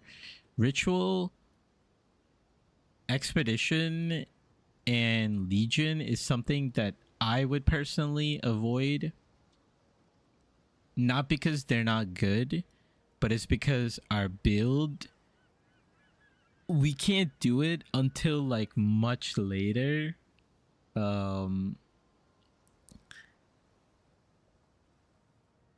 You know, like it's a strat for when we have like Ice Spear splitting at like level 21. I guess you don't really need to have at level 21, but you need like Ice Spirit splitting and maybe like a 6 link just to get some like damage. It's one of those strats that I don't have the most experience on, just doing like Legion farming with our build. And then Expedition, I know Expedition's really good, but Expedition, I just never touched it in PoE 1. Like, I know rock crafting is really good. I know Tujin is really good. And then re-rolling is really good. And then Ritual is very rippy. You have to build towards Chaos Res. So you need to like have a strategy going into Ritual. But Ritual is pretty good. It's doable on our build and we're really good at it. You just gotta build Chaos Res. So it's like you have to like put like a caveat. I'll trade you a Soul Mantle for a Foulborn Ghostwrite. How much are Foulborn Ghostwrites?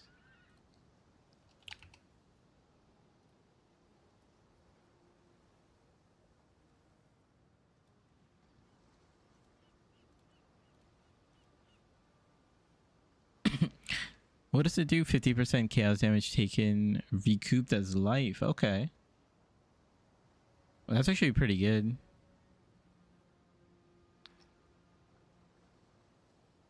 $100 divines. Hmm.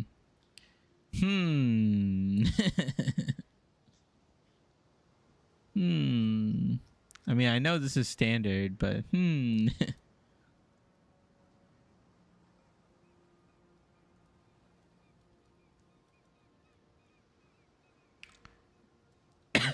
yeah, like this is pretty good for harvest. I just don't know.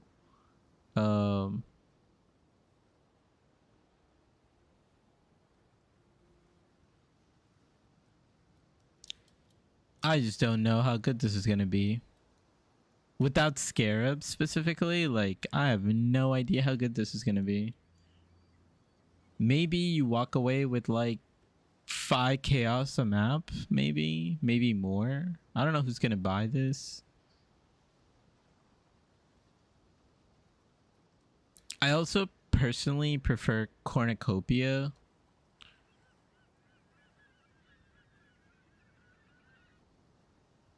It's the other variant you're looking for. Oh, I see. There's like multiple ones. Your maximum energy shield is equal to 50% of your maximum life. Yo, that's kind of insane.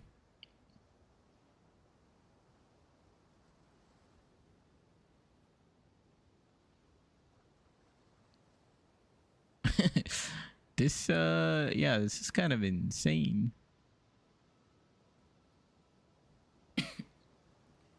I think Muzz, I might do like a 0 to mirror series this season.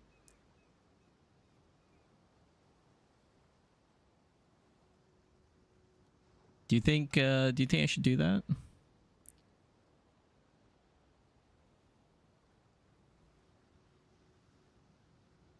What do you guys think?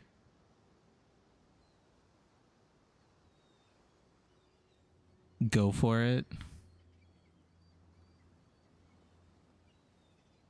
Does it count if my gear is worth the mirror?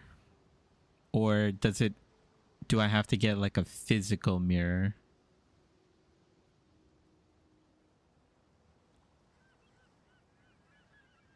You farmed it last league in PoE 2? Dude, last season PoE 2 was kind of crazy, huh?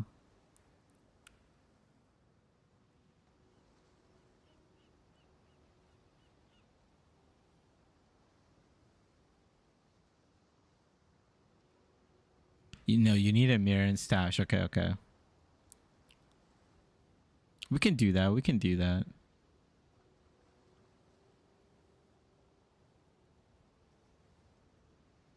Okay, we'll let this load and come back later. If I was to do a mirror strategy, I think like the first thing I would do is get our gear sorted. We would have to go through mid progression and then do a little bit of end game progression as well. I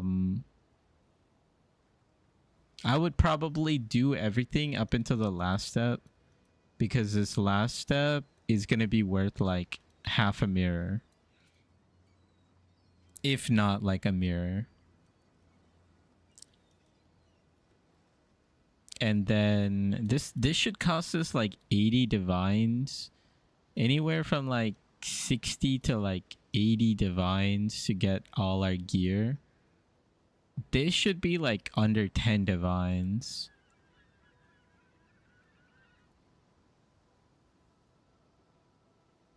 Like somewhere around like 10 divines, I would say. Especially, and it goes cheaper and cheaper as the more days go on.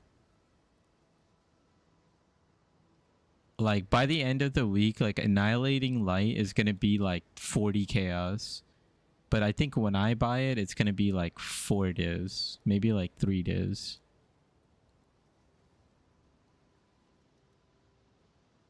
Maybe we stay on Tarn Shiver for a longer time.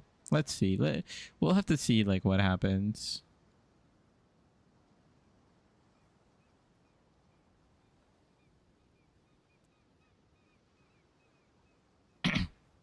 Okay. Let's wrap this up. Okay. We'll put Harvest in there. I don't think this is going to be the best on day 1. So red altar. Squat.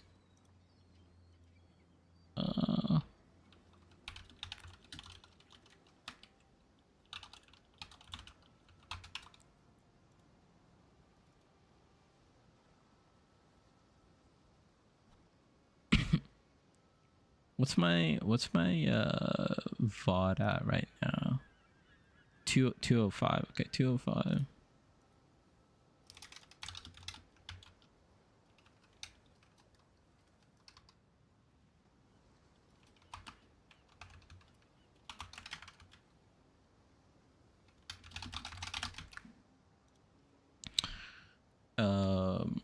Okay.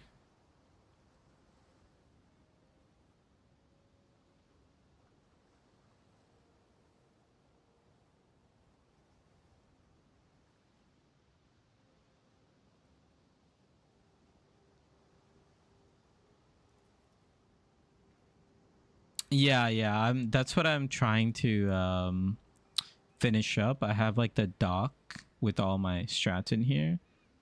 So I'm just thinking, is there anything else?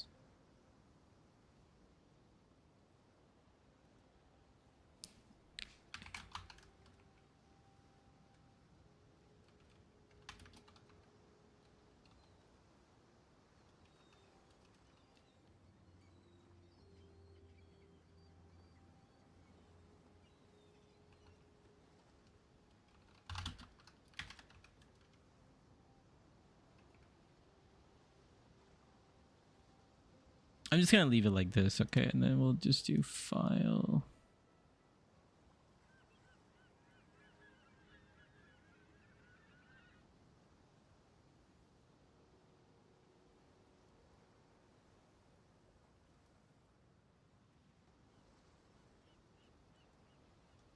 Okay, how does this look like? Let's take a look.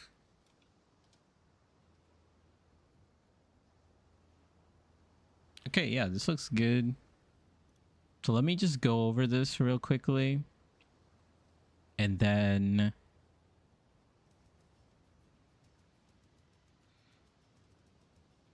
You joined at the breach. Okay, yeah. So we talked about a bunch of different strategies. So this is the first Atlas tree. Let's open this up. This is going to be, you know, your progression tree. This is going to be your first Atlas tree, right? So you're going to rush Unwavering Vision.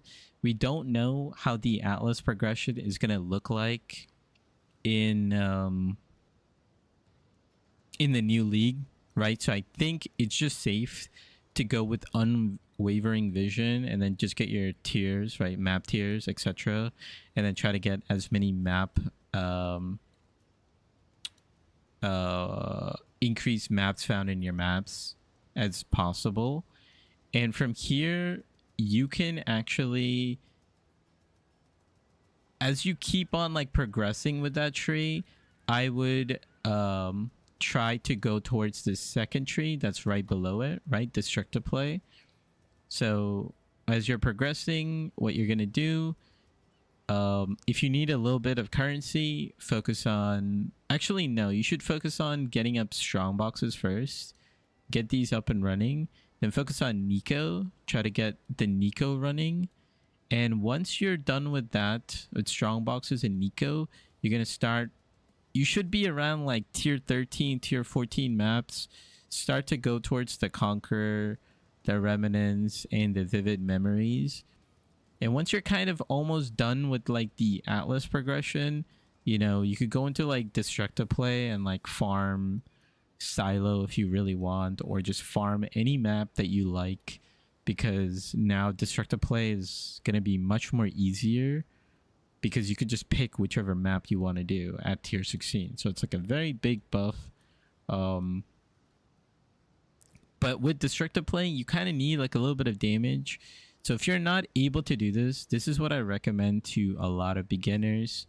So 50 points, Blight. The reason why I have 50 points Blight is as soon as you get 50 points in the Atlas tree, you are going to get a second Atlas tree. So at this point, if you feel like you need currency, that's what these like 50 point strats are. Okay. So you just, on your second tree, just respec, or not even respec, just spec into either Blight, Delirium, Breach, and you put 50 points into it. And you know, this is what it's going to look like. And this strategy is pretty simple. You're going to have 100% chance to have Blight. You're going to do Blight. If you feel like the build is weaker, pick up Cassia's Pride. Any sort of blighted maps you get, run those blighted maps, and try to look for Violet and Indigo anointment on your ring, and then try to get a black and verdant anoint in the other ring, and you should be able to easily blast Blight. And let's say you want to advance that a little further as you are progressing, right? And you want another strategy to continue on that. We're going to go into red altars and heist. So first, I would focus heist. It's not, heist is only good once it's like, once you're doing T16 maps, but it's okay to do them at a lower tier map as well, because the rogue markers are guaranteed to sell. You could even pick up the lab nodes. The lab nodes are going to be good because you could finish your 4th lab, and then you have a chance to get an improved goddess, which will give you like anywhere from 10 to 20 chaos on day 1. And then red altars, pretty straightforward. A couple chaos day 1, day 2 is gonna really make a big difference.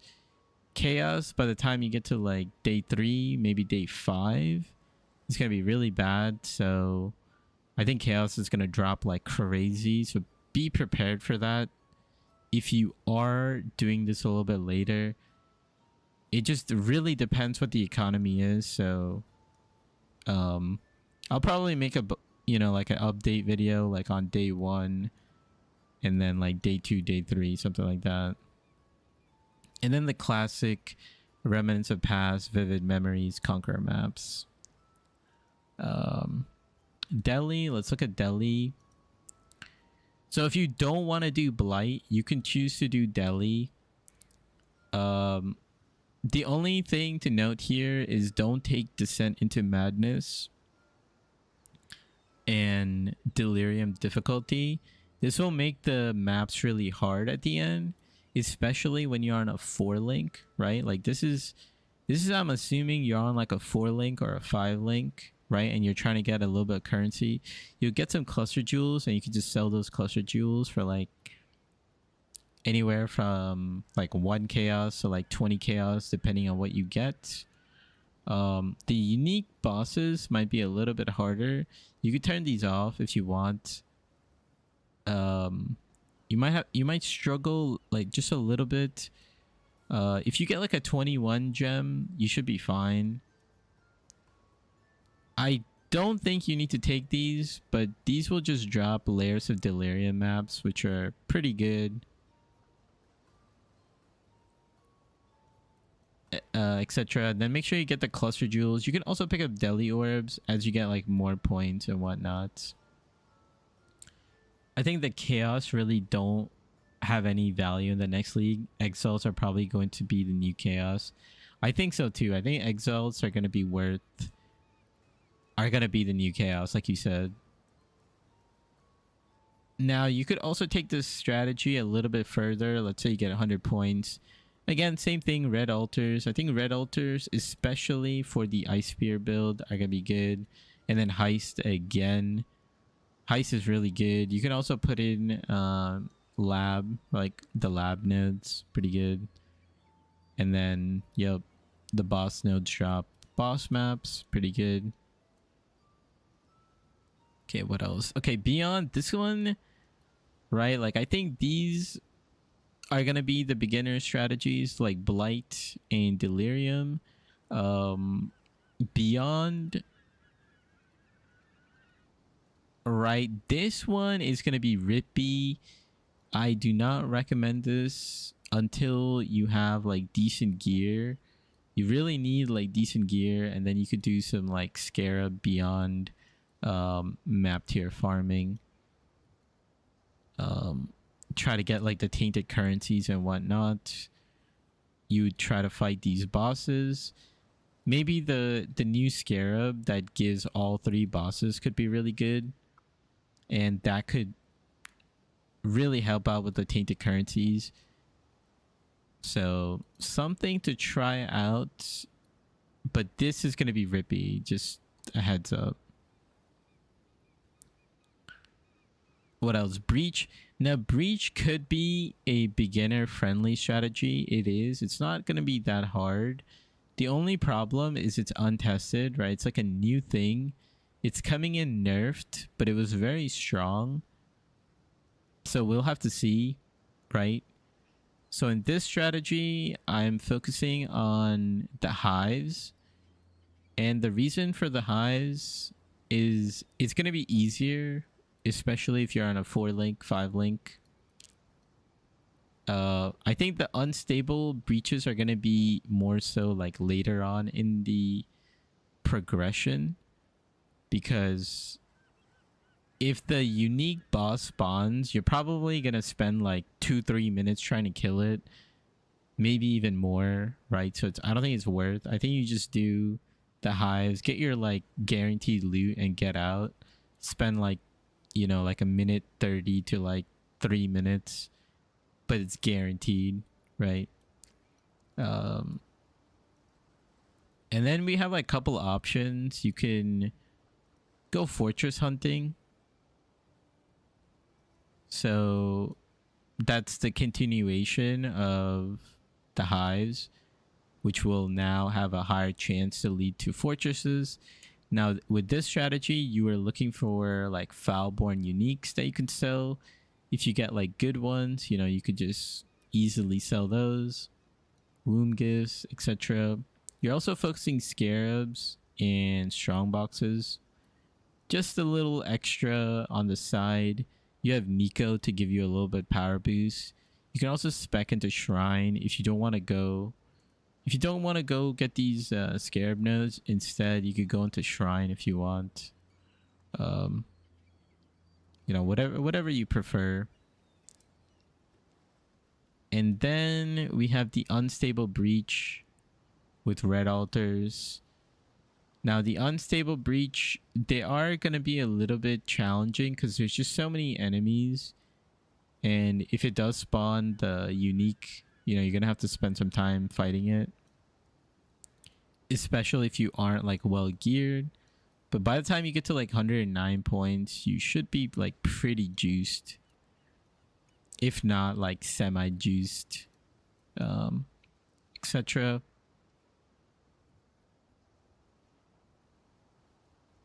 What else do we have? And then harvest, red altars, and quant.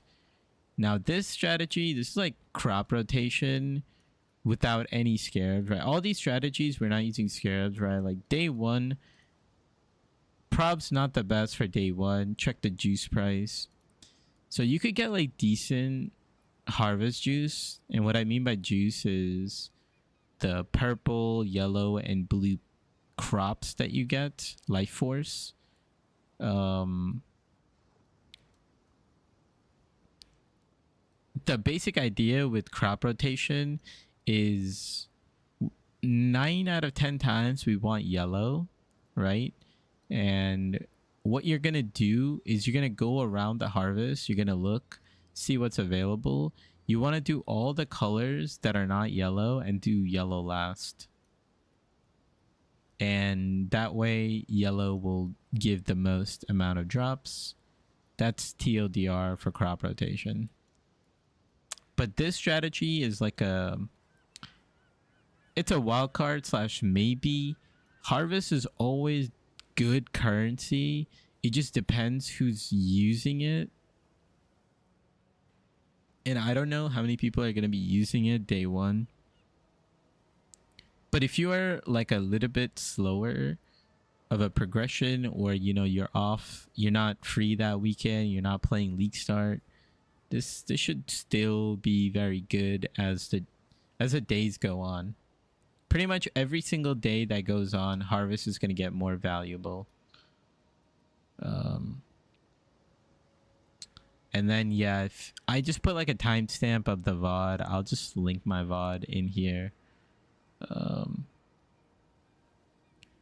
And then for what I want to do, I think what I'm going to do, right, I'm going to go the mapping atlas tree, and I'm going to just progress as much as I can to 50 points.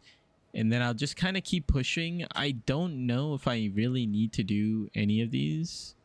But we might try Blight. We might try Delirium. I've done Blight pretty much every single league, so you might switch out of Blight and we could try Breach. Something new, you know, just for the fun of the game, right? I think we'll do the Breach strategy and I'll test it out, right? So if you guys don't plan on playing for like the first day or two, or if you're not this far yet, on my day one update, you'll have an idea of how good the Breach is. I think that's what I'm going to plan. Go into the Breach, see how good the womb gifts are, how difficult it is to do, which one is better, whether to do the unstable Breach or should we do the highs. So I think that's what we are going to go for. I think Delirium is pretty solid too. And yeah, and then after we get like, let me go to my POB real quick. Right, so I think as I'm playing my progression all the way up to 50 points, I should have all 6 of these items. That's going to be like 20 chaos and below. I'm just overestimating. And then anathemas, I think it's going to be expensive, so I probably won't have anathemas. And the breach strategy will help me get anathemas. And then I will pick up my mid game progression. I'll try to pick up large cluster jewel and medium cluster jewel, and then I'll start saving up for 6-linking my soul mantle. That's gonna be the plan. Most likely Annihilating Light is not gonna show up until day 2. So we're just gonna have to wait for Annihilating Light. But after day 2 it should show up, and the price goes down like super fast. So you don't have to buy it immediately. You're gonna see them at like 4 divines on day 2. You know, by the time it's day 3, it's gonna be like 2 divines. By the time it's day 4, it's gonna be like 100 chaos, 50 chaos. So these goes down in price pretty quickly. So you could start looking at other things to kind of focus on. And I think once we get Annihilating Light, I might do just like Shaper carries or just do Shaper. So maybe even before Annihilating Light, I'll test it. I think after I get like 6-link, I'll like more comfortably do like Destructive play. Like even if I get like a 5-link, I'll just do like Destructive play. And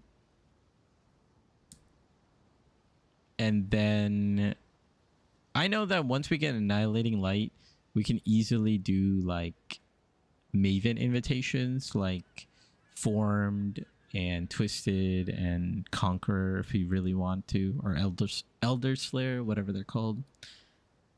So that could be an option.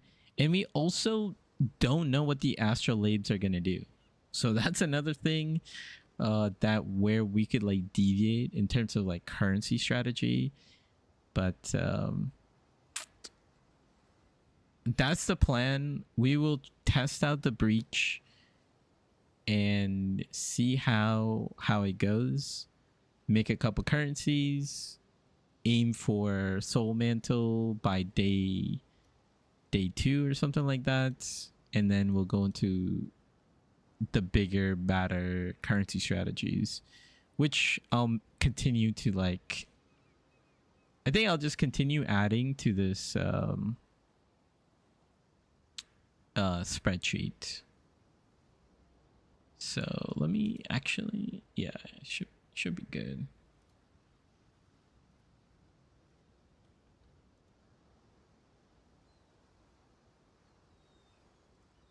Let's see if this works. Let me just link it in chat so you guys have it. This is the doc. This is Twitch chat.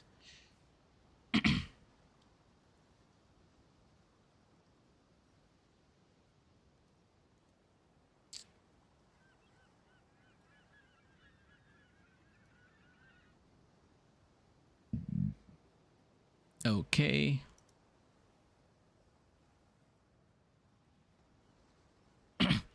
And like the last note that I want to put out there, right? Like there are a couple other strategies that I didn't talk about, right? Which are like Legion. I didn't talk about Legion. I didn't talk about Expedition, and I didn't talk about Ritual. The reason for that is Legion is really good. Our build is not going to be able to do day 1 Legion. That's just straight up. Expedition, I just have I have like 0 experience in Expedition in PoE 1. So I can't really tell you guys like what to do here. It's kind of, if you know what you're doing, you know, go for it. And then Ritual, the reason why I leave Ritual out is you need to get Chaos Res. And Chaos Res is a little bit, you know, you just have to plan like differently for your gear. And you could brute force it. Like I just wouldn't want to recommend that to people without like a big warning. Once you get like good Chaos Res, then Ritual is like super easy. Ultimatum, same thing. I don't do a lot of ultimatums, so I don't have big enough experience to tell you that, hey, you should try ultimatum day one. Oh, I actually left out essences.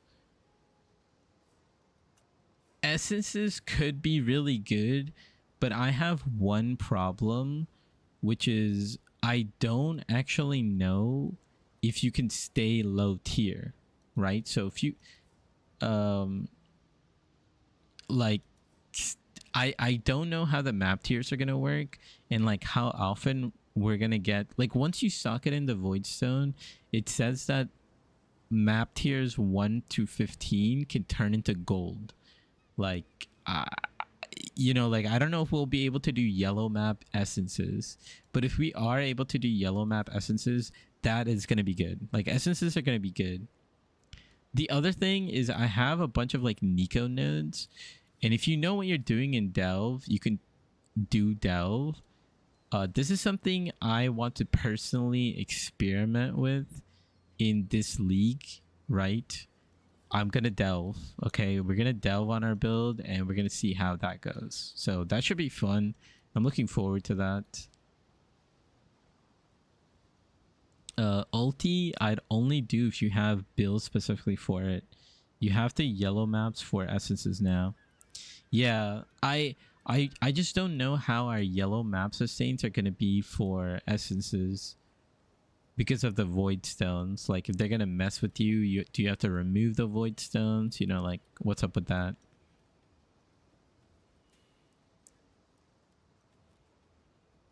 Yeah, probably got to take out the void stones, right? Harbinger is gone, right? I did put in harvest, right? Harvest is like RNG, you know, like harvest is just RNG. We don't know if anyone's gonna buy harvest juice day one, but if you're doing this day two and onwards, you're gonna make money. Like, it's like always guaranteed money. So yeah. And then some strategies I sprinkled in a little bit of strong boxes. I sprinkled in a little bit of heist. These are just like really good currencies. And then I also put in red altars. Red altars should still be good, especially day one, day two. Raw chaos is going to be good day one, day two. Vol orbs are going to be good day one, day two. But the only caveat here is chaos orbs are going to plummet in price. It's just going to happen. No one buys harvest day one. Yeah, exactly. So harvest day one, not recommended. But if you are like day two, day three, it should be fine. The other thing I didn't talk about is syndicate. If you're a new player, don't even try to do syndicate. Okay, like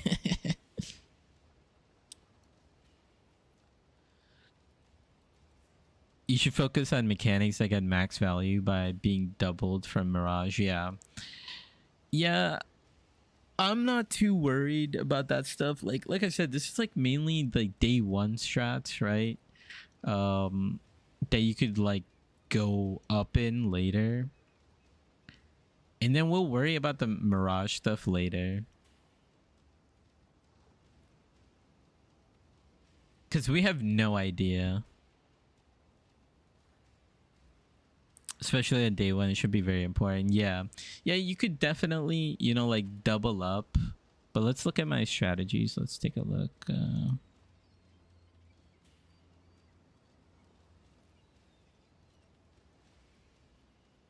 Like Blight, yeah, Blight could be really good to double up on.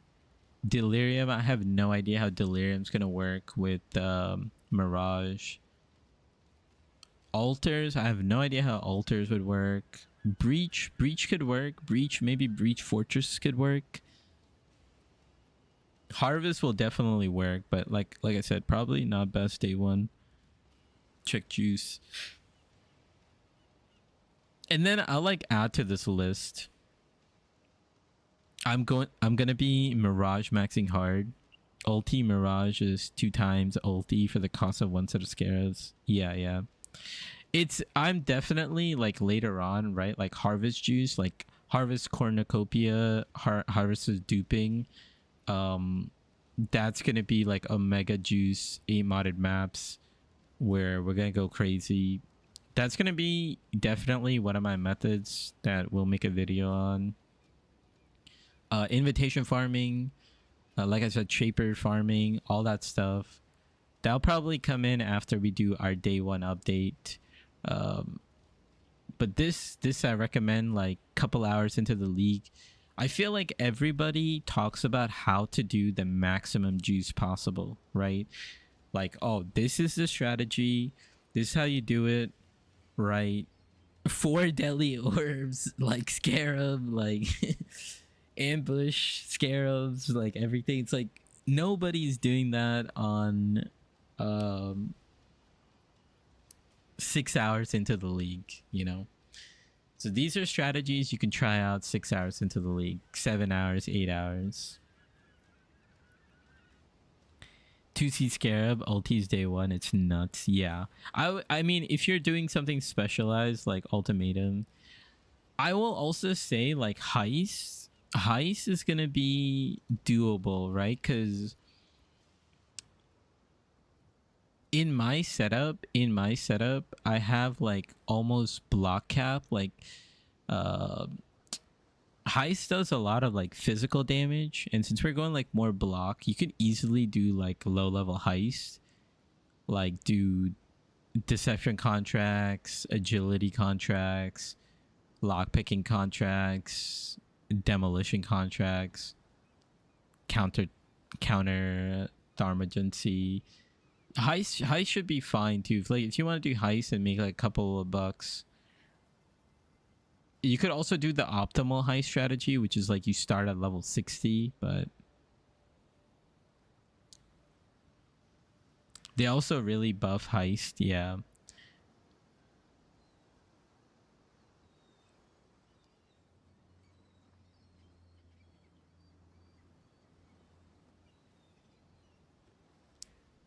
Yeah, pick a strat that, yeah.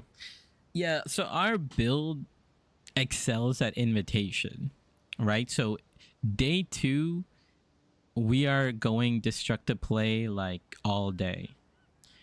This list of things are gonna be like for a lot of like players who don't know how to make currency, and they need like a little bit of currency as like a little bit of a boost. Like all these strategies, the way I'm personally utilizing them is to make like 30 to 40 C, maybe even like 1 divine, and that's it. I'm not looking to make like 10 divines running heist all day. I'm not trying to do any of that, right? I just want to make a couple currency, then we go into invitation farming, destructive play farming. That's our goal.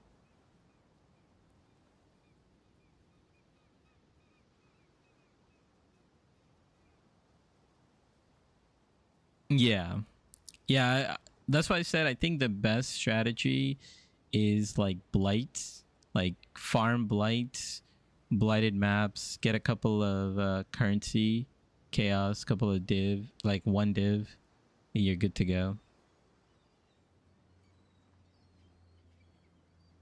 Yeah, you could also just buy blighted maps if you want to do that. You know, you consistently buy blighted maps. I have it so you could like self farm, right? Like this setup, this blight setup with 50 points is when you're in yellow maps and you have 50 atlas points and you get a second atlas tree. You can self farm some blighted maps and just go do it yourself. You could even sell the blighted maps and make a couple of chaos that way if you don't even want to do it, etc.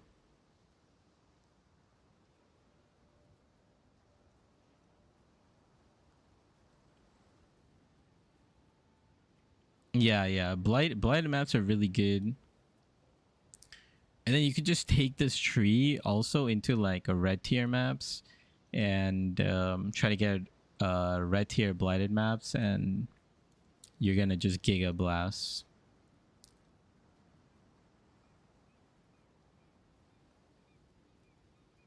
Yep.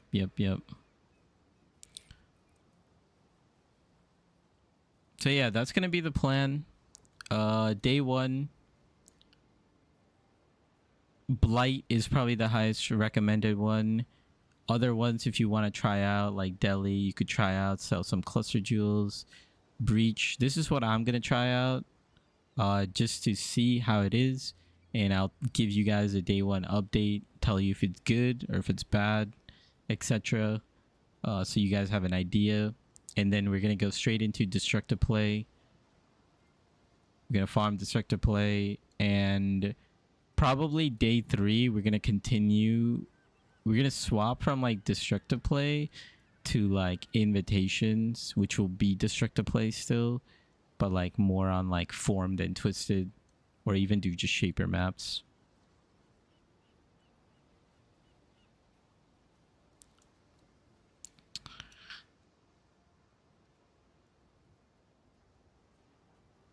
Yeah, you could definitely do like pre-campaign heist and do like demolition contracts. And this is like another way to make some currency.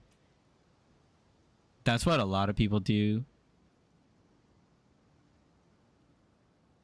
It'll be good, but I'm just not gonna do that.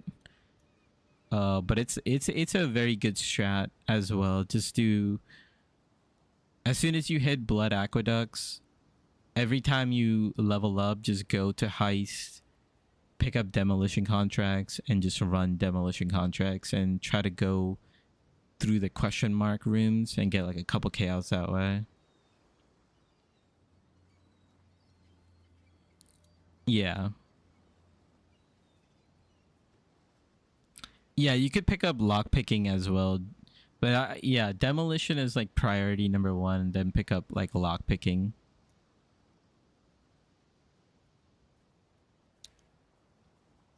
Counter perception.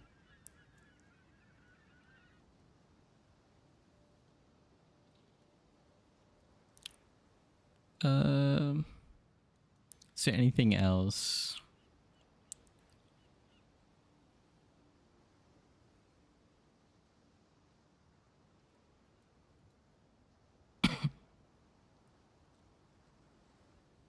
Yeah, someone who farms 40D before Kitava, I can confidently say nothing is better. Yeah, heist for sure is like the best moneymaker day 1, but I don't want to do heist no more. If I'm gonna do delve this league, I'm not doing heist. I've already been there, done that. And that thing, you have to be built different to like farm heist currency before going into maps. And if you're not built different, then you're not gonna have as much fun. But it's all up to like preference, you know.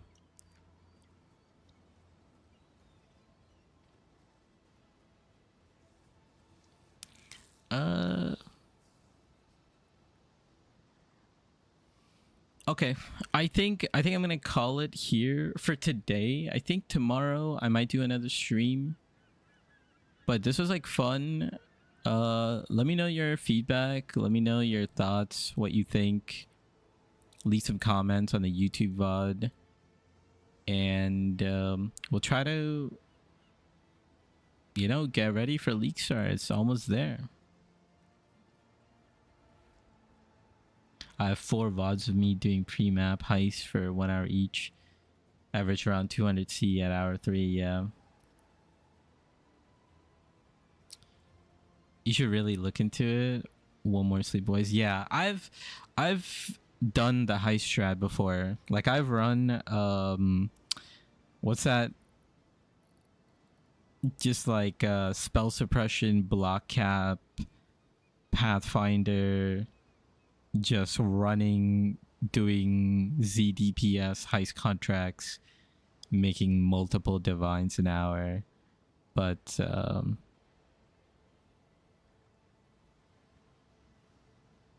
no more. No more. But yeah, one more sleep away. We're almost there at league start. Yeah. I'll catch you guys later. It's a super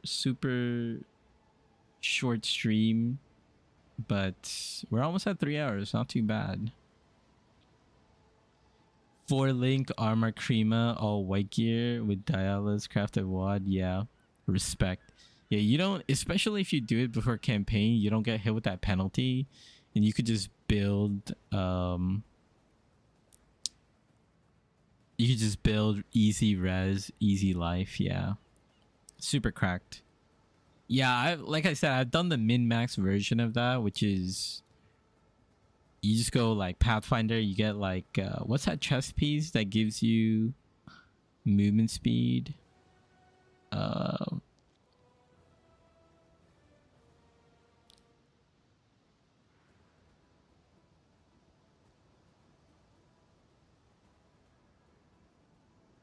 Yeah. I think that is definitely like a powerful meta strategy, but everyone like I shouldn't say everyone, but like majority people don't like heists, so that's why it's just better if I just not do heists on stream.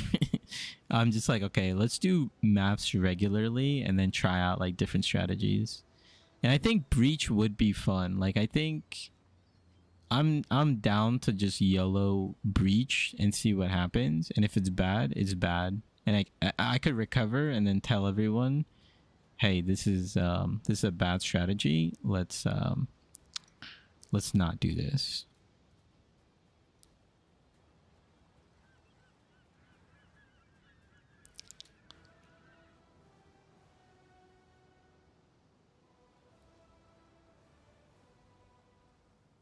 I think blood maxing will be meta. Yeah.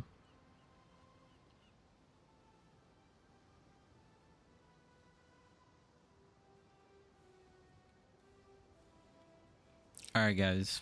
Like Muzz said, one more sleep. Well, actually, it's 2 more sleeps. What are we talking about? I gotta sleep. Are you gonna stay up all day?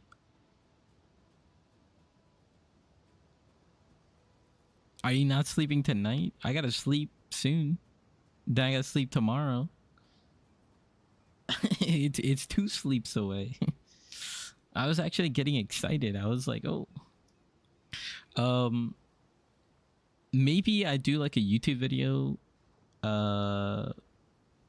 tomorrow. If not, we might just do like a live stream. I had like a idea of like how to get a little bit better at the campaign, but I don't know if I could put it together into a YouTube video. I might just do like a live stream and just showcase you guys, and then give you guys my spreadsheet on what I did to like cut my campaign time by like 45 minutes to an hour.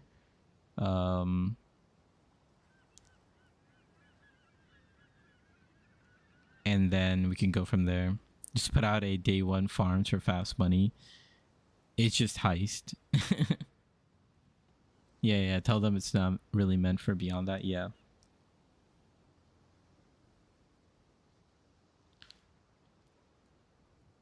Yeah, we could do something like that. We'll see. I think definitely tomorrow I'll do a stream, because I need to test a couple changes. I want to do a couple of changes with my Twitch stream and my YouTube stream. So we'll definitely stream tomorrow and get ready for league start. Yeah, easy YouTube views whenever you do any currency video. Yeah, we're gonna do a bunch of currency videos, I think, this league.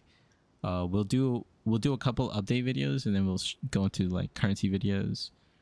We'll definitely do like some sort of like a modded map farming video, because it looks like that's gonna be big. I don't know how many people are gonna buy it, but like we'll do like the ROI on buying 8 modded maps or just farming them yourself. We'll see like what's better. And then I'll think about it a little bit more, but I think we'll do like some sort of 0 to mirror tier, or sorry, mirror series. It might come out like in a week and a half or something like that, or like 2 weeks, because to have like a physical mirror, it's gonna take me a minute because I want to get like my build like absolutely juiced. But yeah. Okay, yeah. Let me know, Muzz. We could talk about it a little bit off stream, but I think I'm gonna call it right now. It's a good to end on. And if I come up with a couple more strategies, you know, I'll update the list. I'll put out another link. I'll put it in the description, etc., and we can go from there. But yeah, it's been a good stream. I will catch you guys later. Peace, take care, and have a good one. Yeah.